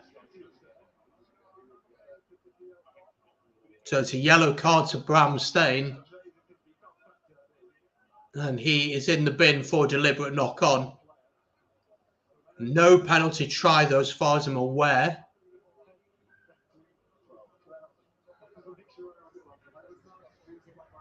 Josh van der Fleer has been named as the man of the match, which is an interesting choice. Difficult to pick someone. It's been such a all-over-the-place game. But at the end of the day, Ireland here needed to get a win, but you'd have thought they would have just had that little bit more consistency and that balance to their squad. Does that show that they rely a little bit too much on some players? Maybe. Maybe you could say that. But scrum here to Ireland, regardless, 5 metres out. Remember, it's an uncontested scrum. honestly, this sort of game, no one deserves man of the match. Poor performance all around from Ireland. Italian defence is the only positive from the game. I mean, I think you'd have to say Michael Lowry's been a positive player today. He's looked good, shown that he can do it at international level. Disappointed from Bramstein. It is for Italy. So a chance here for Ireland if they can get one pass out wide. I think Lowry's in for a hat-trick. He's decided to pass it, which is very kind. And James Lowe crashes over. And Ireland will get to the 50-point mark if Sexton can add the conversions. James Lowe getting his second of the game, I think it is. Fair play from Michael Lowry there to pass. He had a clear run in. Would I have passed if I was Lowry? Absolutely not. But you know what? The afters there from, I'm not sure who it is completely unnecessary on James Lowe. I wouldn't be surprised if they have a look at that. Maybe. I don't know. Maybe not. It's Ignacio Brex who slides in afterwards and takes James Lowe out. But I don't think they're going to have a look at it. But Sexton here with a chance to add the 2 points to make it 50 points to 6 in favour of Ireland. And he looks like he's done it. And he has. And Ireland have hit the 50-point mark. And that's the second time in 3 years that they put 50 points on Italy. Italy are actually down to 12 men at the minute. And they will be for the rest of the game. Ignacio Brex, I think, is quite lucky there to get away with that. He just takes him out, just slides and takes him out. But there we go. So Italy will get us back underway. 3 minutes to go in this one. Let me know in the comments your thoughts on the game in general. And, of course, Italy next. I've got Scotland in 2 weeks' time. We'll be doing a watch-along, of course, for that game. And Ireland head over to Twickenham to take on England, which, for both sides, Gabisi's now gone off for a HIA. Leonardo Marin is back on. I mean, for both sides, whichever side loses that game, their Six Nations is over. So they're going to have both. That's a must-win for them, and they have to hope that France lose against Wales as Ireland come forward here again. Good hands. Oh, good interception from Italy. Italy in their own 22. 2 minutes left on the clock. They won't want to concede anymore. Yeah, I think so. I think if they weren't, and if the game was tight as well, I think they would have had a look at that. If that was early on in the game, I think they'd have had a look at that. It's just unnecessary. It's a cheap shot, isn't it? It's the fact that he slid in with his feet. He's not gone in with his arms, has he? As if he's trying to stop the try. He's gone in with his feet. Anyway, Italy here looking to clear their lines. It's charged down to an extent, but it is going to go out, and it is going to be an Italian line out. So we're heading towards the final minute.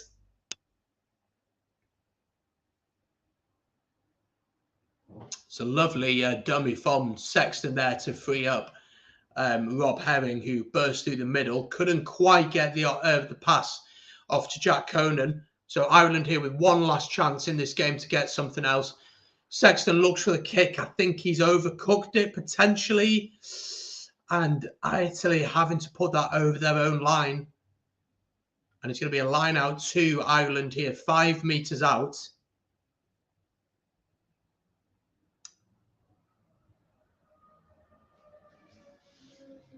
And a chance here to get over the 50 points now for Ireland. Well, they scored 7 tries today, 8 tries maybe. I think Sean O'Farrell, who I haven't seen in the chat for a while during this game, but he predicted Ireland 50 points to 5 or something like that.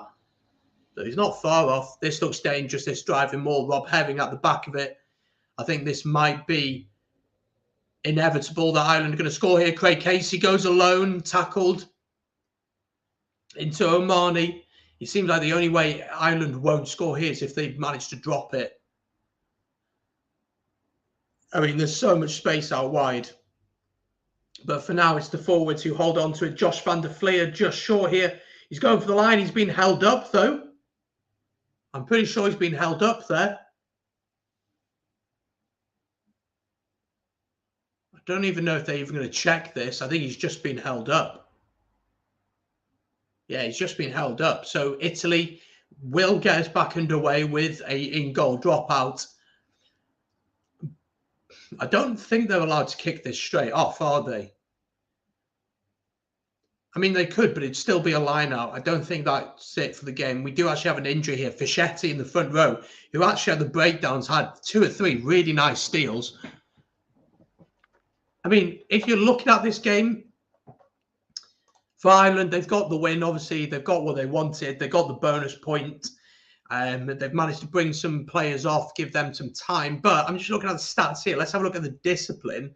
In terms of penalties conceded, Ireland have conceded 9 penalties compared to Italy's 8. I mean, Danilo Fischetti here, we're looking at his stats here. 6 carries, 24 tackles made. 24 meters made, 24 tackles made. He's had a heck of a game, him. He's really impressed today. And it's been a really tough day for Italy, obviously. We're 1 minute into the red here. But as I said, 9 penalties conceded for Ireland, 5 of them at the ruck. So Italy get us back underway, bounces into the hands of Ireland, knocked on by Italy. So on the 22 here, Ireland building once again. Johnny Sexton feeds it into Rob Herring. Casey fires it out to Sexton again. Casey once again here. There's space out wide if they can get it there. Treadwell into Omani. He's got James Lowe on the wing. James Lowe cuts inside, beats his first man tackled though. As Casey gets it into Josh van der Fleer, here comes Jack Conan bursting through the gap. Johnny Sexton, 5 meters out, tackle 2 meters short. Casey fires it in. Ireland going for their 6th try, 8th try, whatever it is. And they've managed to get it. And I think it's Gary Ringrose who's crossed. Or it might be Treadwell who's got this. I think Kieran Treadwell has crossed for Ireland right at the end of this one. It is Kieran Treadwell as well. 4th cap for him. 1st try as well. Ireland up to 55 now. And that try was just, it was always coming. That's probably the best Ireland have actually played in this game. That little passage there, just going through the phases, popping it up really nicely, waiting for the space to open. And Treadwell eventually getting the ball down. Although Italy could have a case to say that they don't feel like he did manage to get it down. But I think he just about gets it on the ground. Yeah, he does. So Sexton with a chance to add the 2 points and to end the game. And it will be a comprehensive victory for Italy. But do let me know in the comments your thoughts on that game. There it is, full time. Ireland add the 2. And it is 57 points to 6 is the final score. We'll stick around for a couple of minutes. Let me know your thoughts on the game. So 57 points to 6. Let me know your thoughts on the game. What do you make of the performance today? 57 points to 6. Let's have a look at some of your comments. It says a lot how far Ireland have come. That I'm disappointed with a 50 point to 6 win. Absolutely. I said 57 to 10, so it's just 4 points off with Italy. So close, so close. Make that 57 to 6 win. Still disappointing performance. End of a miserable game for Italy it was. And try number 9. From an Italian perspective, I think there were moments in the game where defensively they looked okay. Obviously, the red card just screwed them over straight away, and having to then play with 13 men, they just really didn't stand a chance in this game. And at the end, going down to 12 men, just impossible to do anything. Even at grassroots level, even down to 13 men, you're going to struggle. From Ireland, there were some really nice tries in there, but there were large periods of the game where they seemed to lack that consistency and lack that impetus to go forward. It seems the players off the bench, I think Sexton actually made a big difference. I really think Sexton made a really big difference coming off the bench, just added a little bit more of the cohesion, of balance to the game, and some structure. His wraparound was really, really effective. But James Hume and Craig Casey really didn't offer anything off the bench. I guess in a way it's a difficult game to come off the bench just because of the situation that you're in, isn't it? And as RJ says here, 60 members, 12 the end, nothing there to be proud of. Yep, see you in a fortnight, Gavin. We are going to be doing watch-alongs for the URC next weekend, so do join us for that, of course. But Gavin, thank you very much for joining me today. Hope you are well and enjoyed the watch-along. And I'm going to leave it there, though. But congratulations to Ireland. Ireland to get the win. Let's quickly, before we go, have a look at the table. And let me share my screen with you. And we'll have a quick look at the table before we go. And then, of course, we can chat about the next lot of fixtures. So this is how the table looks. France on top with 14 points, having won 3 from 3. And they managed, of course, to beat Scotland on the weekend pretty comfortably. England in second with 10 points. Ireland sitting in third with 6, while Scotland and Wales are tied on 5 points. And Italy sit bottom with the 0 points. If we have a look at the games coming up in the next round, of course, we have another week's break. So it's going to be 2 weeks before the next round of fixtures. We have Wales against France, a Friday night game. Of course, we'll be doing a watch along for that, and there'll be build up during the course of the week to that. So that's an 8 o'clock kickoff at the Principality.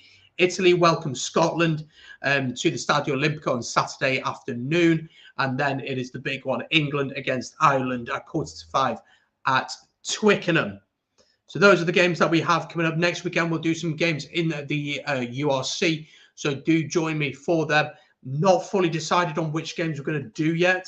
Let me have a look, actually. We'll do one on the Friday, one on the Saturday, one on the Sunday. So I'm just having a look at them here in round 13. We'll probably do Ulster against Cardiff on the Friday night. On the Saturday, we'll probably do Scarlets, Glasgow Warriors. And then on the Sunday, we'll do Ospreys against Zebra because it's my team and it's the only game on the Sunday. But then the Six Nations will be back the week after.